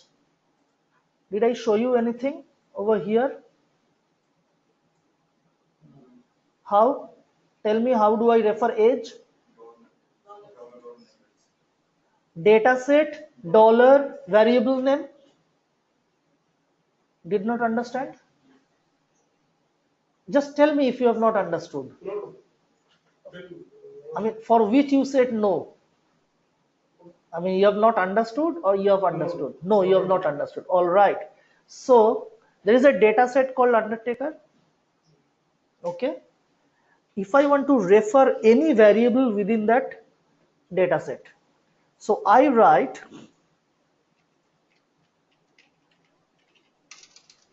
first Undertaker. That means I'm instructing to R, okay, go to Undertaker. Then I put a dollar sign. That means that's the end of the name of the data set. Okay, it has reached. Now within Undertaker, what are the different columns we have? Name, age and sex. I want R to pick up one of them. Okay, so I will write after the dollar sign age. What if I write the Undertaker age? That means R is going to find out a dataset name whose name is Undertaker age. But there is no dataset name like that. So we have to put a dollar sign to differentiate. This is your name of the dataset. This is the variable within that dataset. Like we have name and surname, a space between that. You understand now this part? Anyone who still has any problem, please do let me know. This is the part where you told that replace can and replace that replace a particular variable to add the comments. That's what. So I'm just showing you.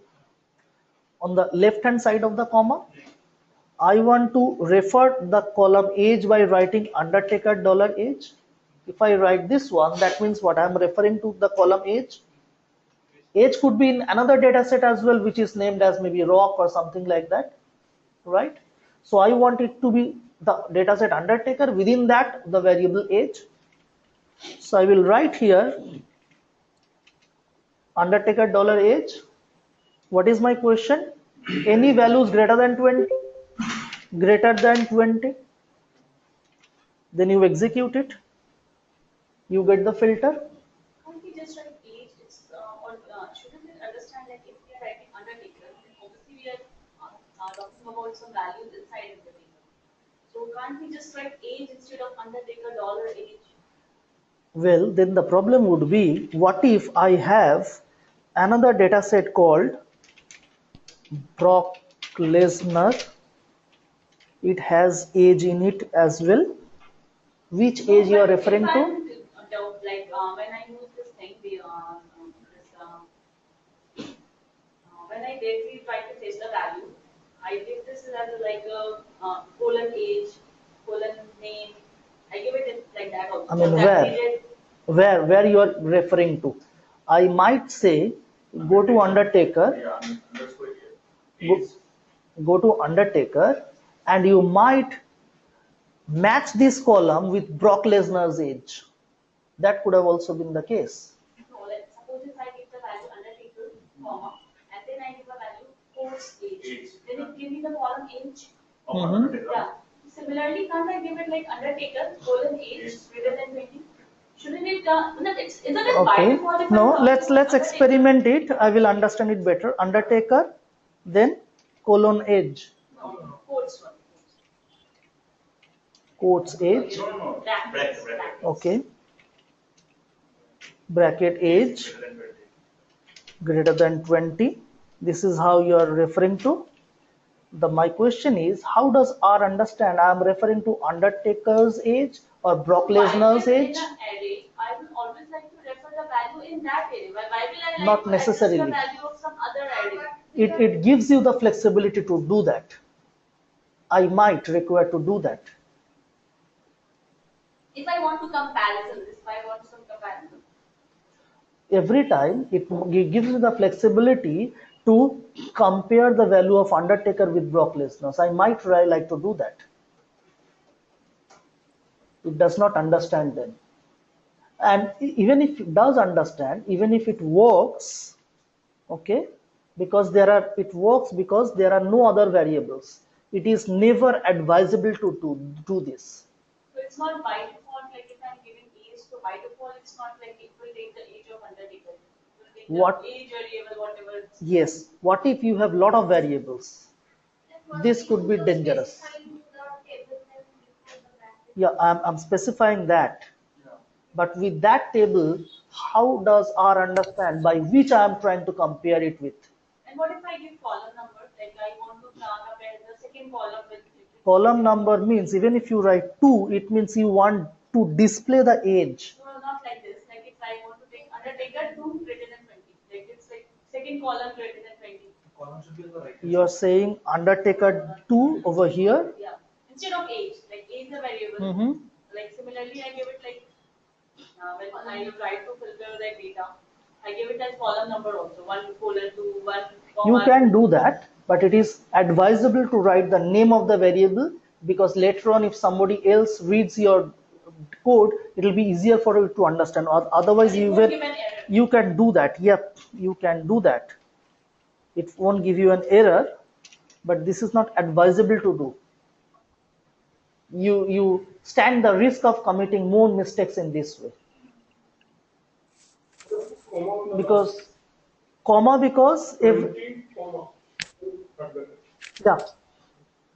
every time the data set name data, you have to put a comma.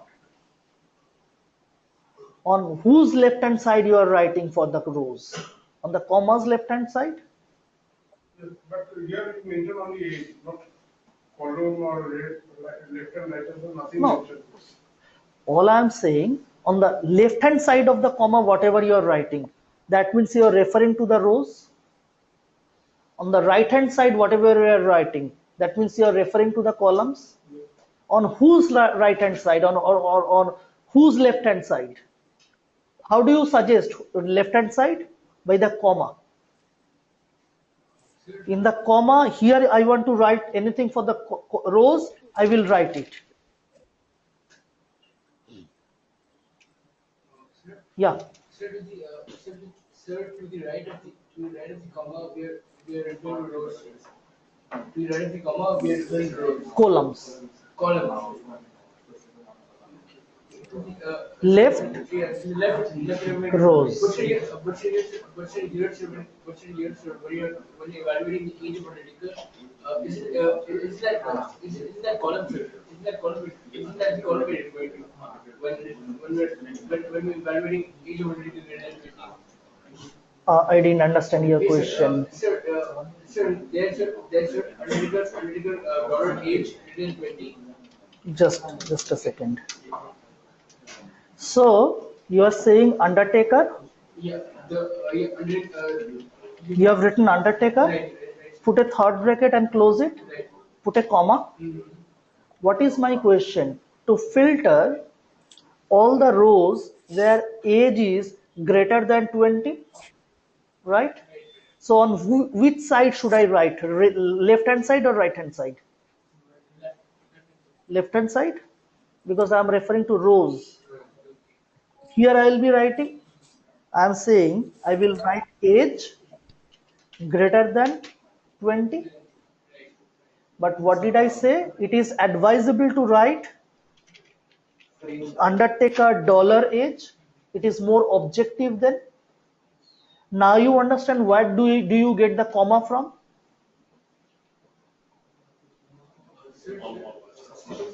Sir, can you please show me one example where we're referring to columns? All right. In this case, if I execute it, what do I get? All the three columns where the age is more than 20. What if I want here only the age and sex, not the name? I will write on the right hand side of the comma 1:2. Now you understand? But basically, sir, if you will filter, then only left side will write. Because Yes. it doesn't mean to write right side. No, just in case if you ever want to curtail down some of the columns, it gives you the flexibility. That doesn't mean that every time you have to use it, but it gives you the flexibility. If we have two data sets with same name, then what we will do? Budhaditya, you cannot have two data sets with the same name. The second one is going to override the previous one. You cannot have it. You understand this part? Yes. Sir, the dataset name undertaker we use before $sign. Is it mandatory to use this, or it is advisable to use this? It is advisable to use it. Okay. All right. Now I might use it on a different variable. I can even use it on a character. What I mean to say is,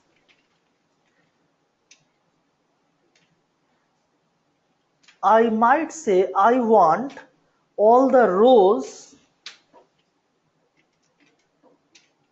where the sex is female.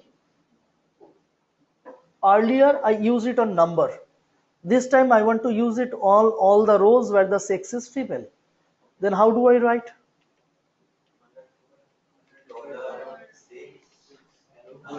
Undertaker dollar sex equals to quotation female. That's it. But didn't I tell you that you are not paying any money to R? So it always requires something extra. Here that extra is an extra equals to. Okay. So it works. So now you know how to use it. Why? Buddhaditya, I told you, since you are not paying money, so I do not wish to take money from you, but sometimes it requires something else. An extra equals to. If you do not put the extra equals to, okay, R is not going to work for you. R is going to give you an error for you. So this is the requirement of R. So, I mean, what is the harm of putting an extra equals to? You are not paying 5 million.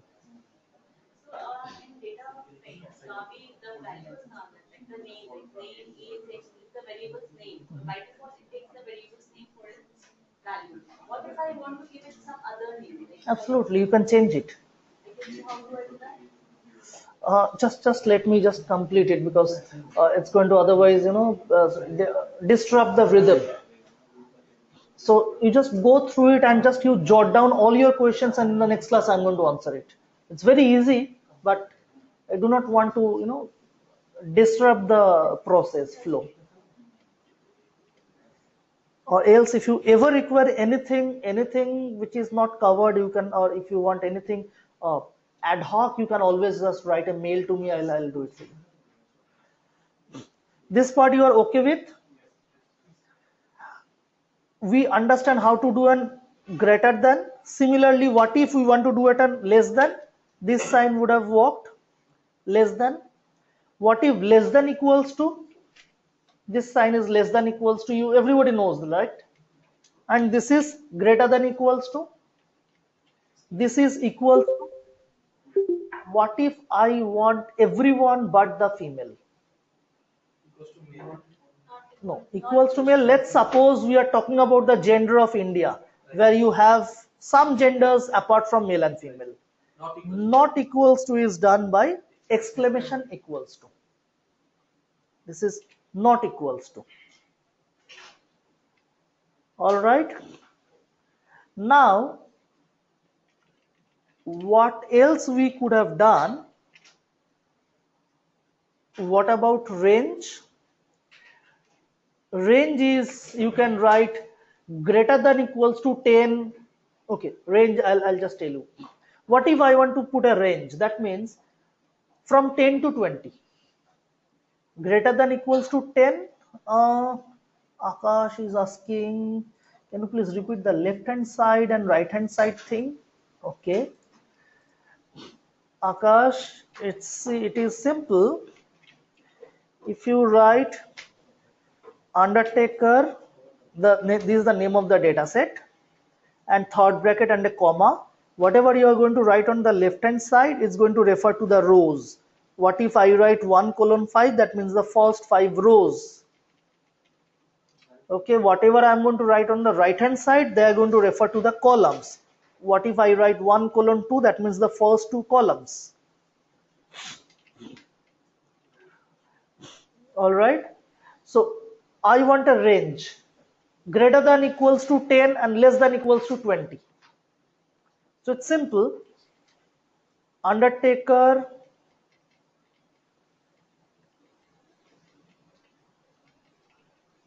let's say 10 greater than equals to 10. Yeah, great to know that, Akash. Undertaker age greater than equals to 10. Now I also want to put another condition like less than equals to 20. So I put an AND function. And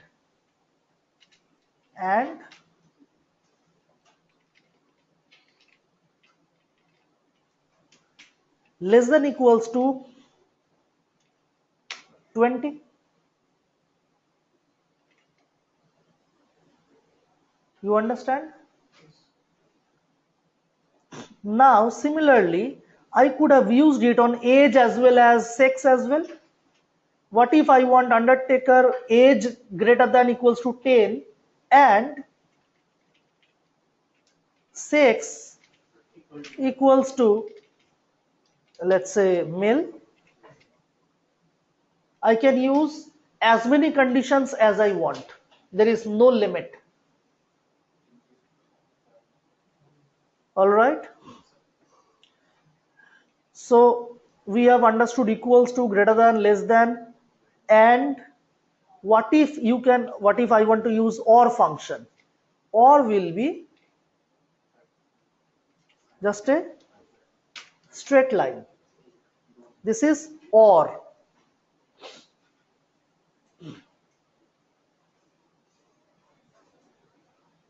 These are supposed to be the easy part, right? You understand this part? Or so I can use any number of and or. Absolutely, bracket as well. Okay.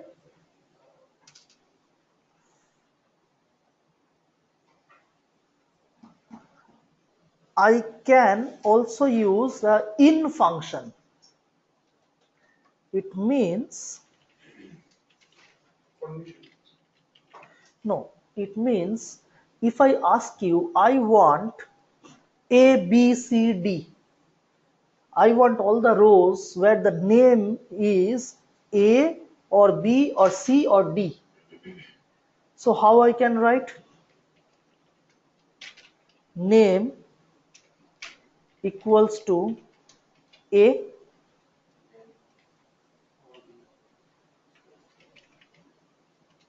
or B. It's a long process. Or C. See, if you keep on writing in this way, then when you are going to find time to play table tennis?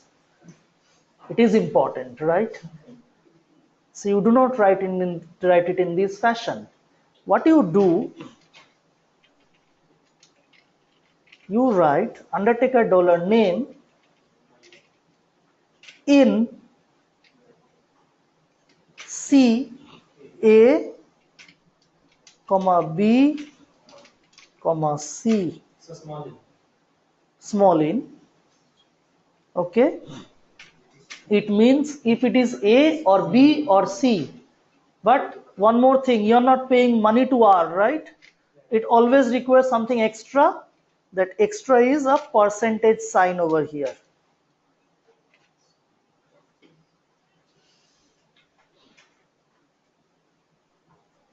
You understand this part?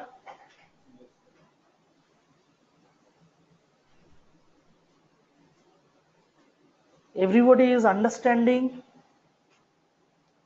I mean, you can tell me understood, not understood, confused, don't understand. I mean, don't know. Percentage part? Who is saying? Percentage part? I said you're not paying money to R, right? R requires for you to put something extra in lieu of money. That's why you're putting 1% around the in. If you don't put it, R is never going to work for you. So it's better to put a percentage sign rather than paying 5 million. It makes sense. If you buy SaaS, you are not required to put this percentage, but then you have to pay 5 million. That's a lot of money.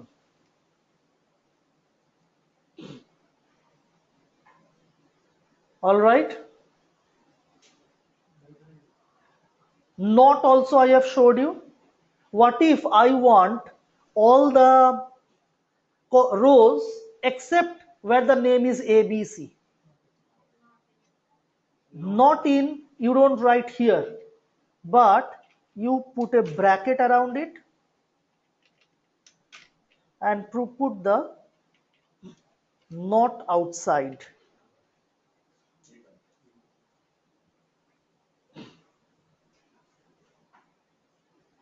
All right. We can put not outside any condition. Yeah, absolutely. But you cannot put over here percentage not like in. undertaker is greater than 10 and then you can put. Yeah, absolutely, absolutely. So you can use it in any combination as per your wish. All right.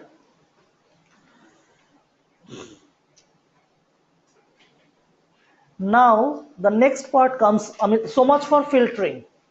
You can filter any columns with any number of conditions. Yeah. Why do you use first bracket and Third bracket is only used, you write in this way, third bracket, comma, and close third bracket. And anything in between is first bracket. Yeah. So how is R different to SQL? How is R different to SQL? SQL can be used in R, but R cannot be used in SQL. Sorry, that means SQL is inclusive of R. Sorry, R is inclusive of SQL.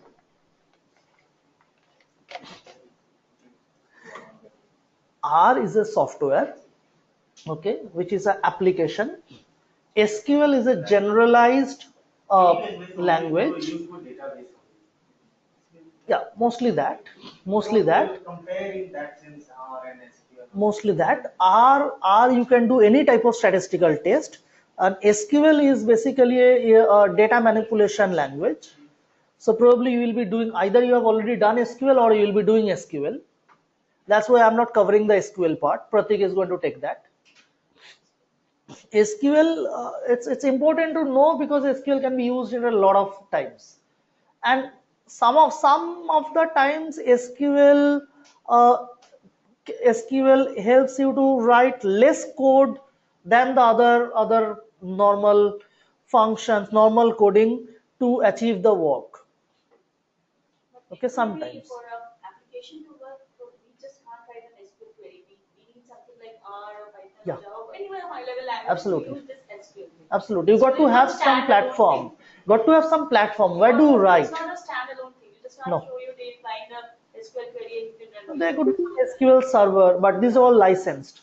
These are not free. Like SQL, you just can't show your client like I run SQL query, I show him the No. data. You can't do that. You have to present it. So in that case, you need to use R or other. Absolutely. SQL is not so robust like SAS and R. I mean, these are more robust things. But SQL can be, yeah. Sir, do we need to place the codes within the square circle when we inputting the keyword area? Do we need to place the code within the square bracket?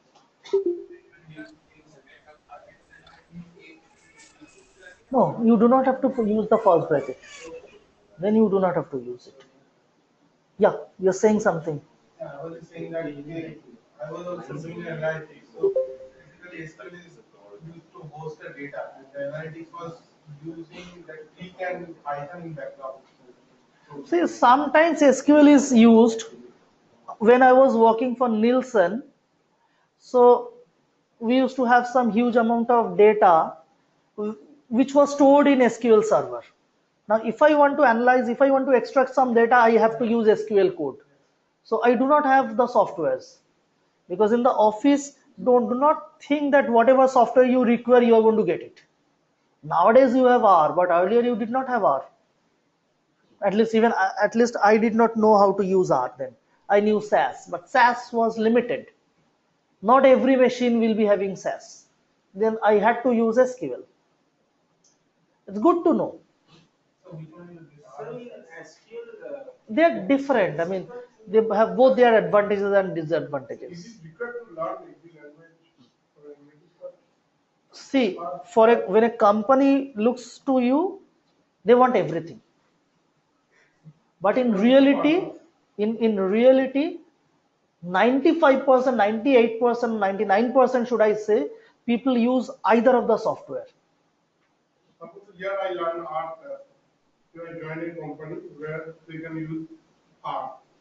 I might maybe forget the SAS. Yeah, absolutely. Absolutely. I mean, that's why I teach here, so that I don't forget. No, see, in my office presently I'm using R.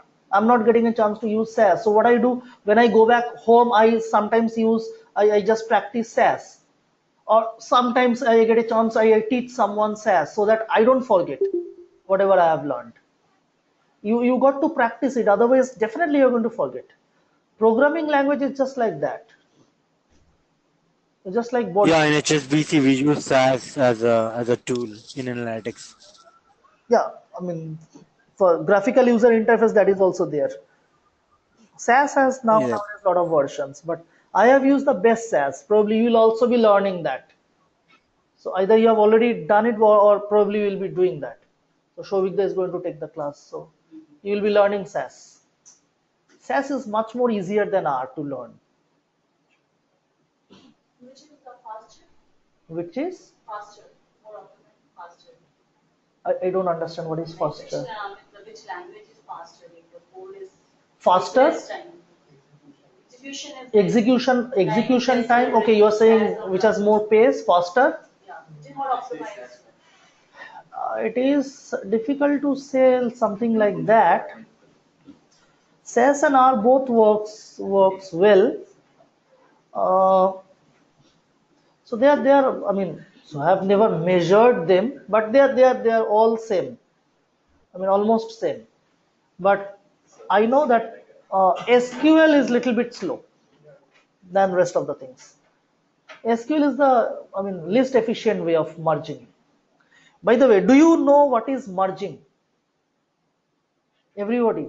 No? Yes. Do you know what is VLOOKUP? Yes. Everybody? Anybody who do not know VLOOKUP? You don't know VLOOKUP. All right. Let's suppose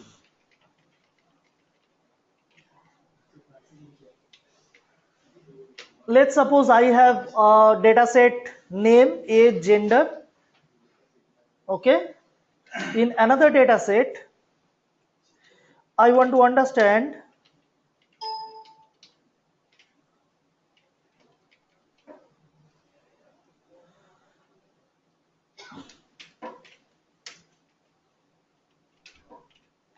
whether they have a girlfriend or not. Let's suppose yes, no, no. Okay.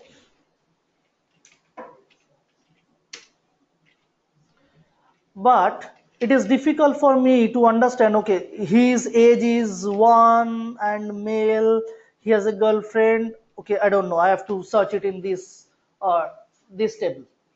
Okay. What if I want them to bring together so that it will be easier for me to understand? Instead of 3, let's suppose there are 3 million rows. So there is something called VLOOKUP. What it does, it matches this number along with this table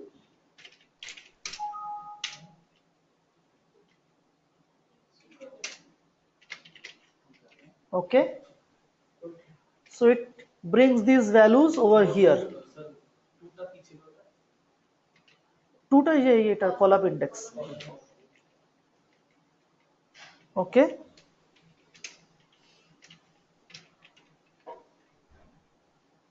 This is called VLOOKUP. Not relationship. It is there, but you are just bringing it over here. It is not exactly data binding, kind of, but it is more sophisticated than data binding. Okay. Now, absolutely, there should be a common one. What if, had there been some more columns over here, maybe a location, okay, then I would have had to do another VLOOKUP to bring this another column. There is something called merge in everywhere, SAS, R. What it does, it can combine two different tables with all the columns together in one single line of code. Let's see how it does. I have two data sets.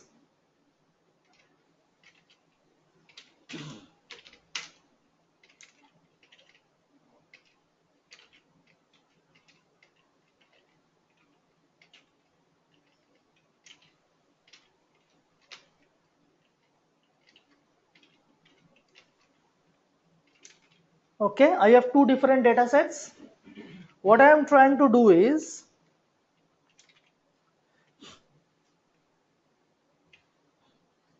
here you see ID happens to be my common column. On the basis of ID, I want to join these two tables. Okay. And you also see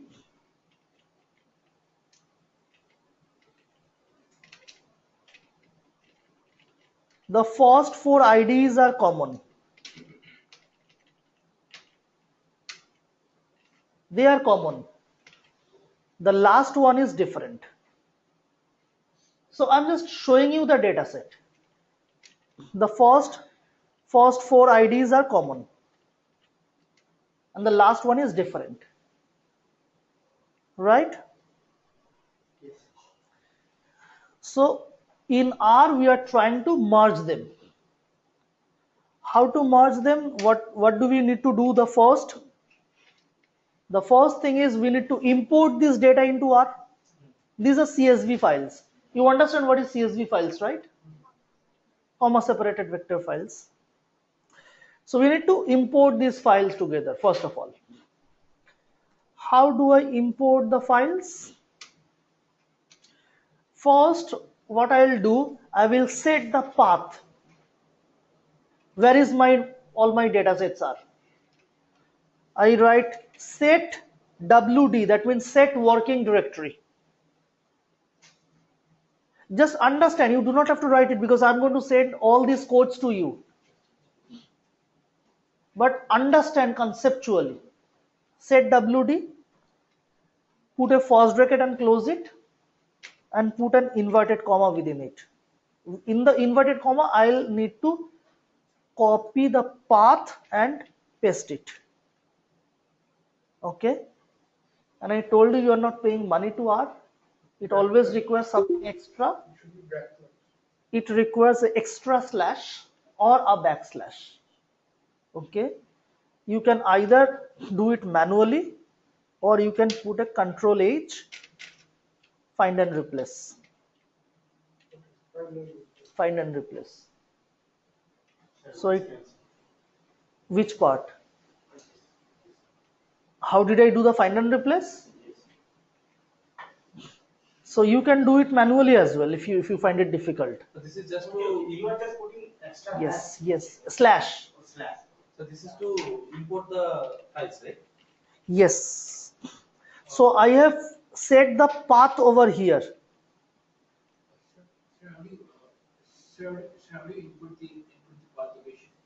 How do I input the path location? You go to the folder, click here, Control C, copy, and paste it over here. So I have put the path. Now I want R to go and find in this particular folder. Okay? Now, Sir, where you are putting the slash? when? Sir, where you are putting the slash? Where I am putting or why I am putting? Where?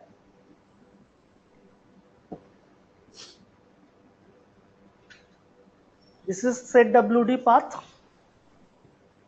Copy it, paste it. Okay, it's better you do it manually. Sir, Yeah. Confused. forward and backward slash both are working here. Both works, either forward or backward, both works. Okay. But don't do a mix and match.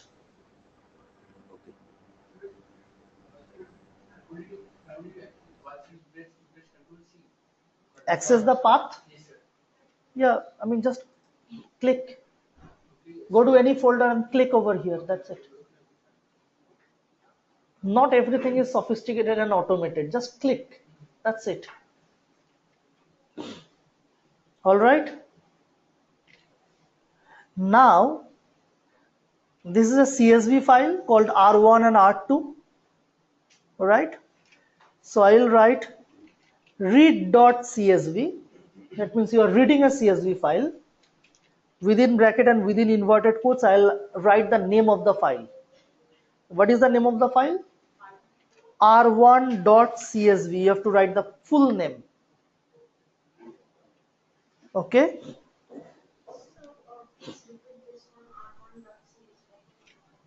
This is the name of the file. Can you see it? R1. It's a CSV file, right? It's a CSV file. So what is the name, full name? R1.csv. Anything has an extension? Or we can directly write the path name with the file name also. Yeah, absolutely, you can do that over here, but then every time you have to do it. It's better to write it once. Yeah, then also, but normally I just put all my files together so that I do not have to change the path name every time. I need to now assign a name to it. Whatever I am importing R1, I need to put some name to it in R. Let's say I name it as A. Yeah, absolutely. Could be Excel, could be Oracle database, could be anything. A is the file name, sir. What did you say? A. A. What is this A? Yeah, A. Or it could be, let's say, rock. Anything, any name. No, it is the file name now. Now, What is the file name for R? File name for R, yeah, is the name of the data set. Okay, data set, right. Got it. All right. So I got it. Sir, can we use R1 also as a data set name for R? Absolutely, absolutely. Okay. No issues. Any name, whatever you feel like. Okay, I name it as Boogeyman. Any name. So actually, I love to watch WWE wrestling, but ever since I got married, the frequency of watching wrestling has been diminished significantly. So this is the only where I can indulge myself in the class, because since I am the instructor, nobody can tell me anything if I use the name of the WWE wrestlers. So this is the only place where I can indulge. My wife's version is these are two vulgar things to watch. I mean, she also goes to your office, so she gets holidays on Saturday, Sunday. That's hard time to watch all the Bengali soaps. And I have failed to make her understand I don't even get holidays on Saturday, Sundays. So I should have gotten the priorities to watch whatever I feel like. So then I gave up. Okay, that's why here I just use these names. All right, so I will import both the files.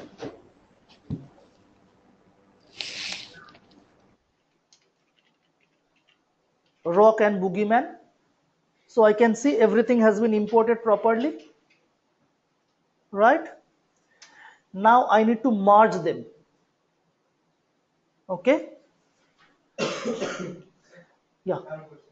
So you have imported that CSV file. Yes. The separator is the comma. So how does R understand? How does R understand without defining? Because R is a clever software. I mean, if it is that because I have written read.csv.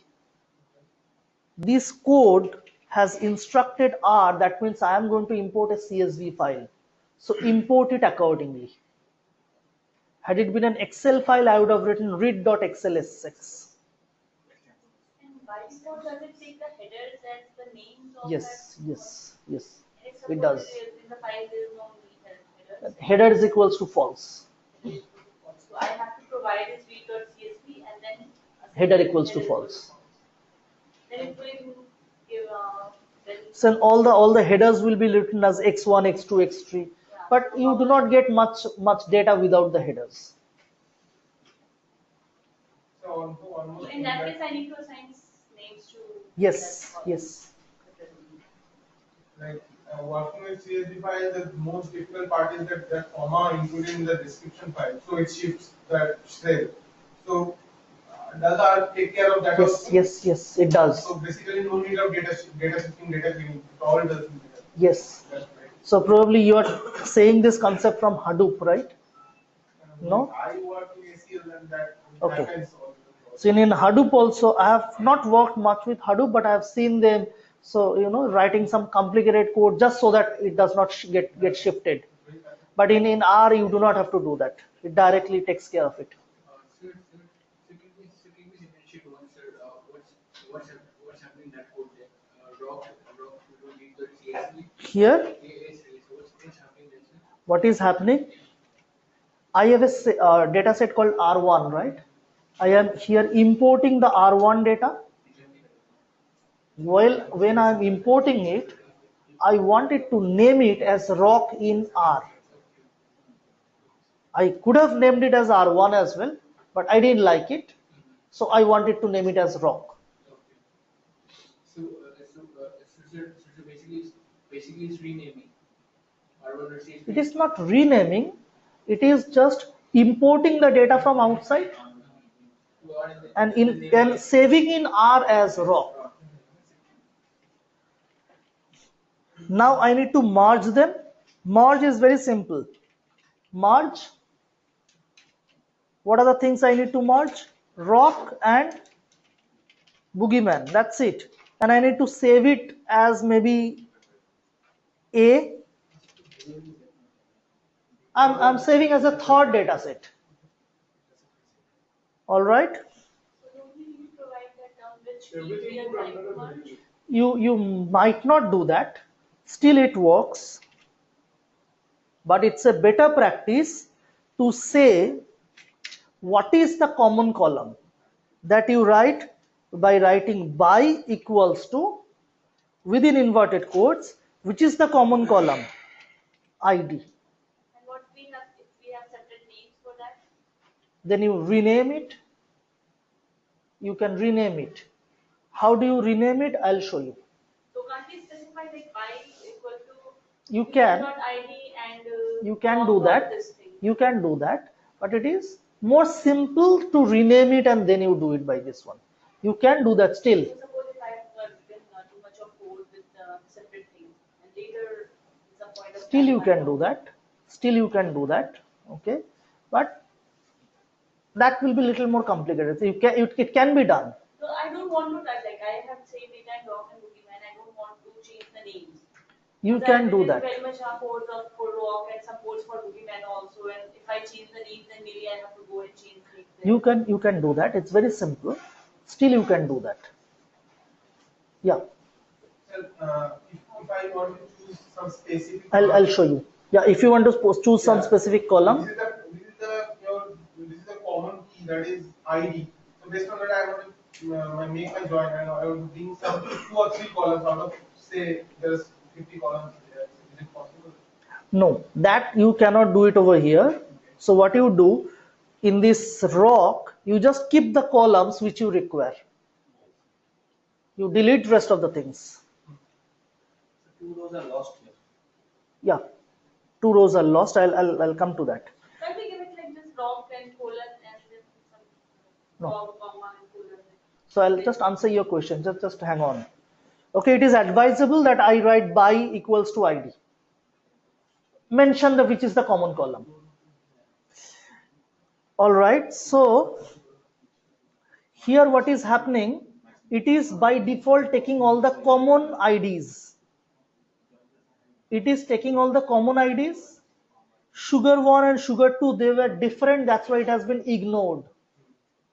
Right? It has taken all the common columns. You have understood up to this much? What if I want to have these columns, rows, sorry, which have been left out? I also want them. Okay. So just like saying, I have 2 circles, something like this, although these are not circles. Let's imagine these are circles. A and B. I have only this part. What if I also want to have this part? That means whole of A. The common part will anyway come to me. But whole of A, what if I want to have it?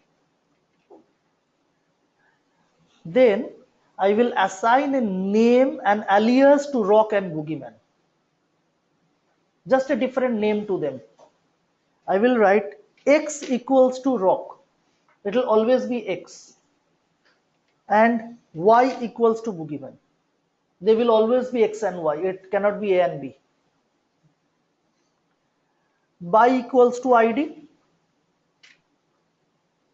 And what I want, the entire of rock, entire of x. So I'll write all dot x is equal to true. So I will have entire rock.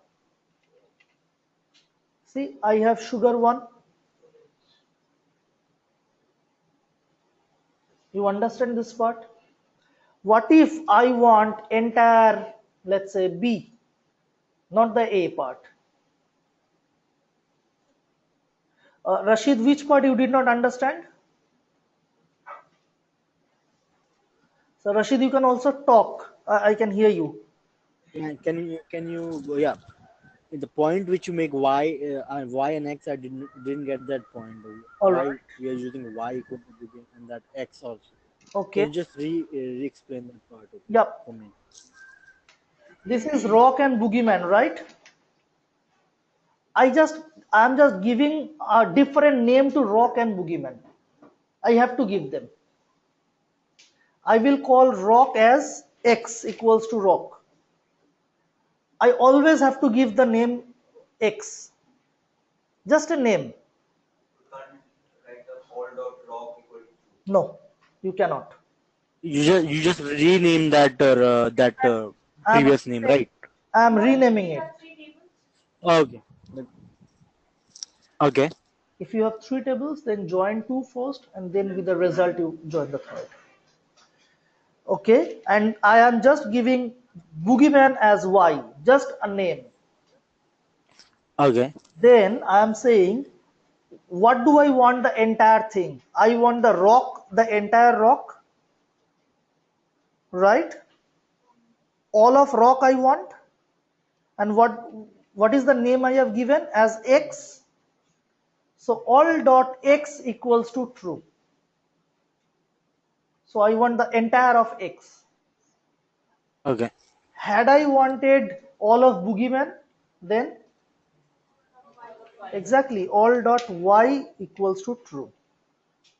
This would have been my code. And if you want both, So if tell me.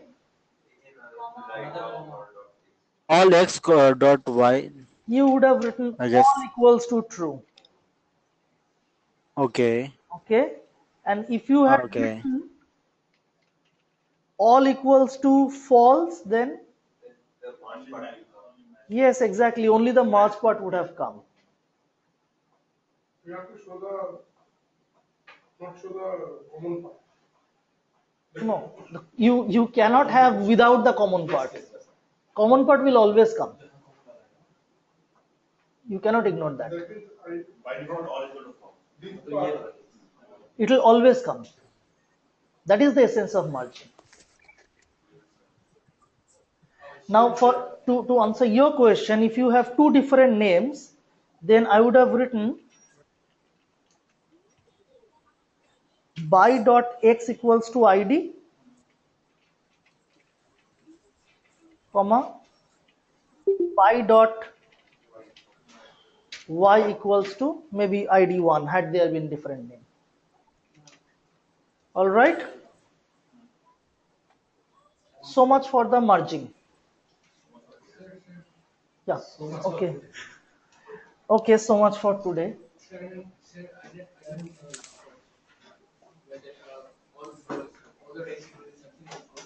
That was ad hoc question answered to for her. You don't require that. Subhajit. Yeah. Subhajit. Guys, you don't. Like today was the first session for her. Because I need to jot down your email ID. Yeah, tell me. Okay. So how many sessions are there in R as in total? How many sessions we required to complete R? 9 sessions. Okay, 9 sessions, right? Okay. So you please just stay back for another 5 minutes. I just need to have your email IDs.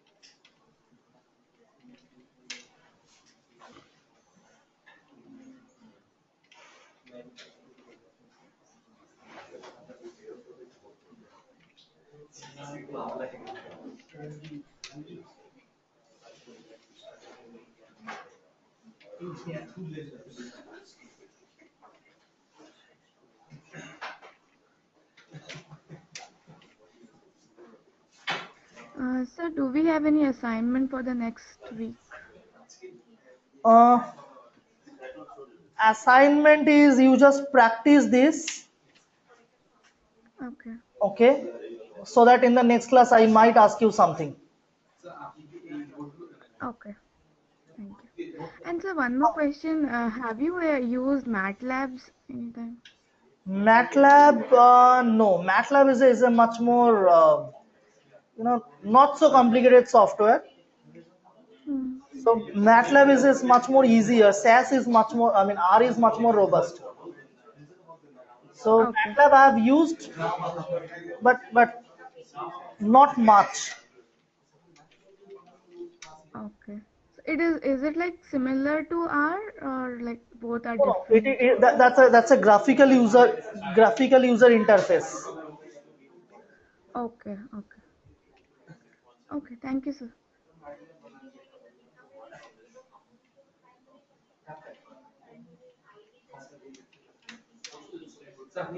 Hmm.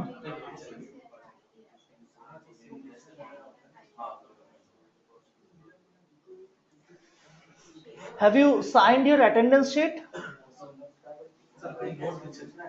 এই code গুলো দিয়ে দেবো।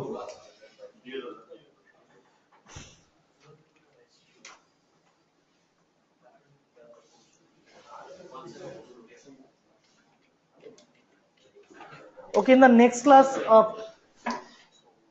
just hold on. You can just hold on. Just a second.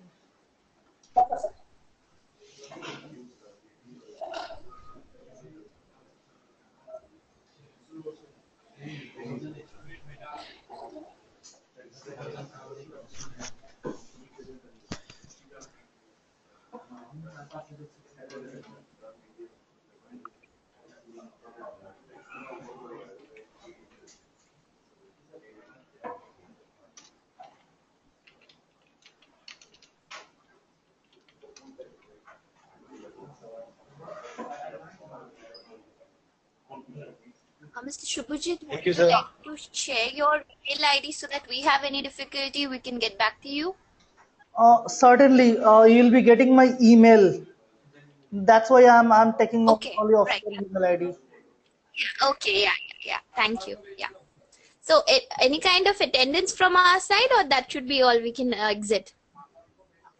No, because I'll be marking your attendance. You can also have my phone number. I'll give it to you. You can use it. Okay. Yeah. Whenever you require, you can use it. Plus, all of you, please do remember that I am a married man, so please don't misuse it.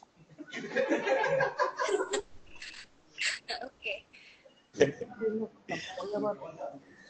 Huh?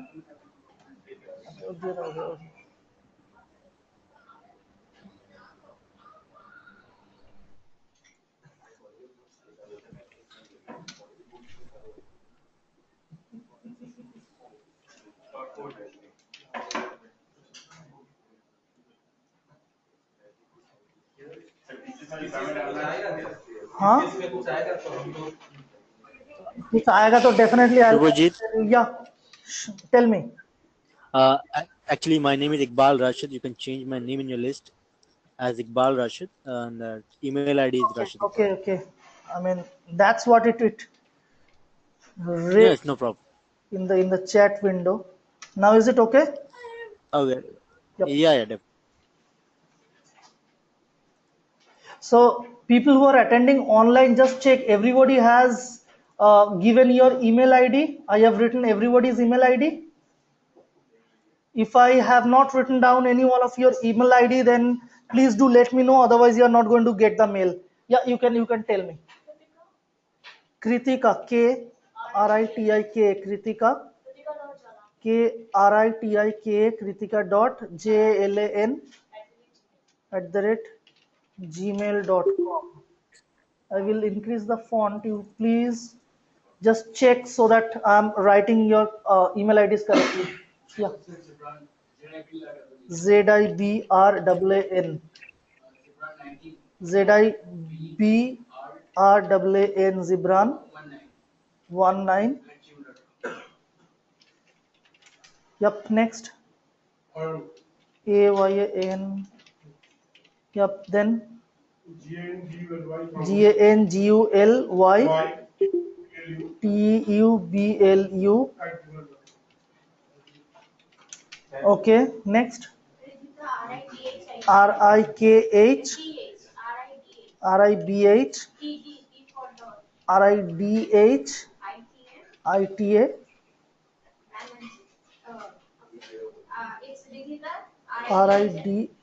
RIDHITA 87.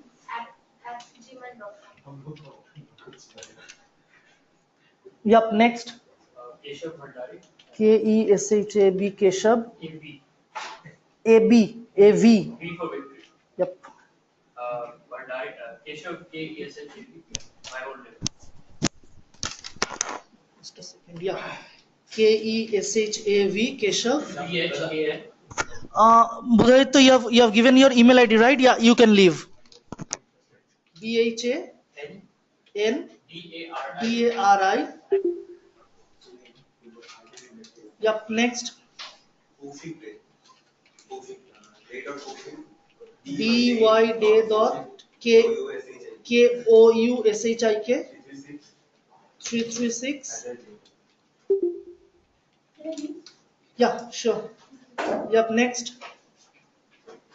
SANGLAP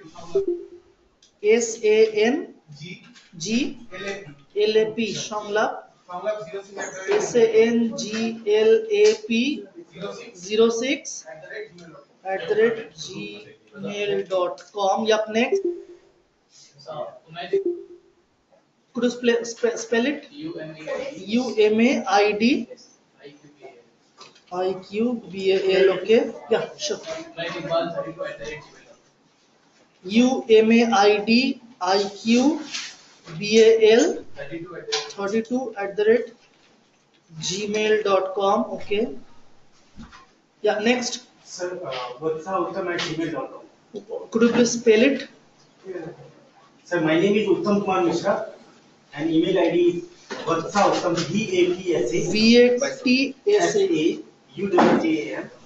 UTTAM yes @gmail.com. Have you checked? I have written your email ID correctly? Yes, sir, yes. Yeah, next. No. RANGIT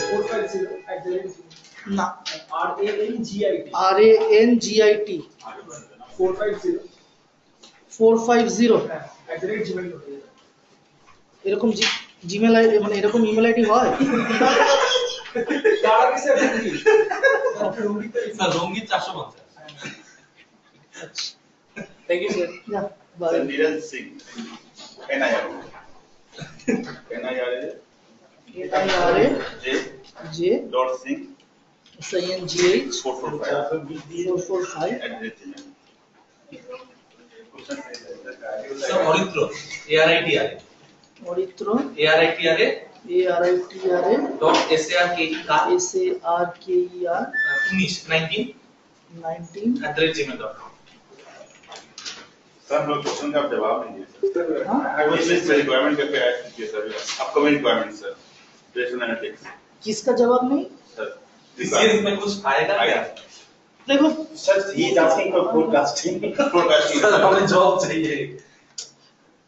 দেখো চাকরি তো সবারই চাই, তো আমরা পাচ্ছি না আমাদের কোম্পানিতে, আমরা চেঞ্জ করতে চাই। কিন্তু কগনিজেন্টও তো আছে অ্যানালিটিক্স। ওটা আমরা করতে পারবো না, আমাদের মাইনা বাড়বে না তো স্যার, ডেজিগনেশন একই থাকবে, শুধু ভার্টিক্যাল চেঞ্জ হবে। জানেন না রাখো ওটা। তারপরে তো আমি শুধু একটা এটা পাঠিয়ে নিই।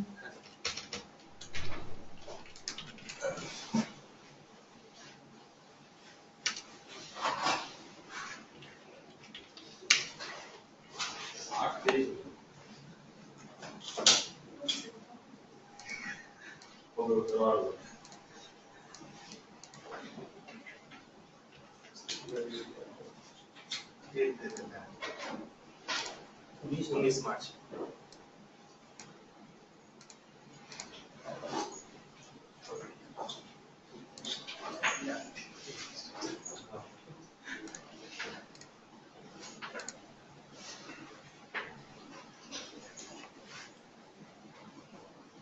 এই পুরোটা আসছে না কেন অভিষেক?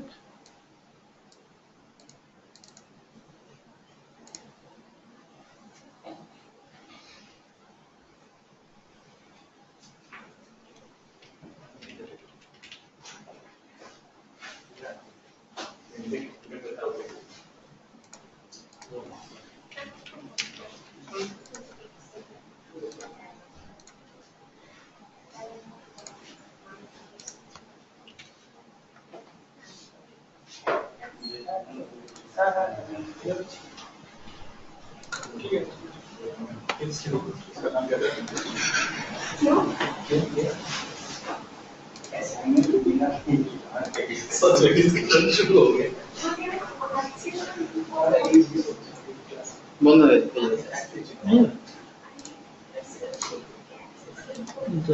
আমার এটা স্ক্রিন রেজলিউশনটা আগে নিতে দিই। এটা কোথায় চলে গেল? হ্যাঁ করে দিন, ঠিক অসুবিধা না, ঠিক হয়ে যাবে। नेक्स्ट टाइम सीखेंगे। Excel code, access meeting code किए और एक्सेल से एक्सेल नहीं दोनों।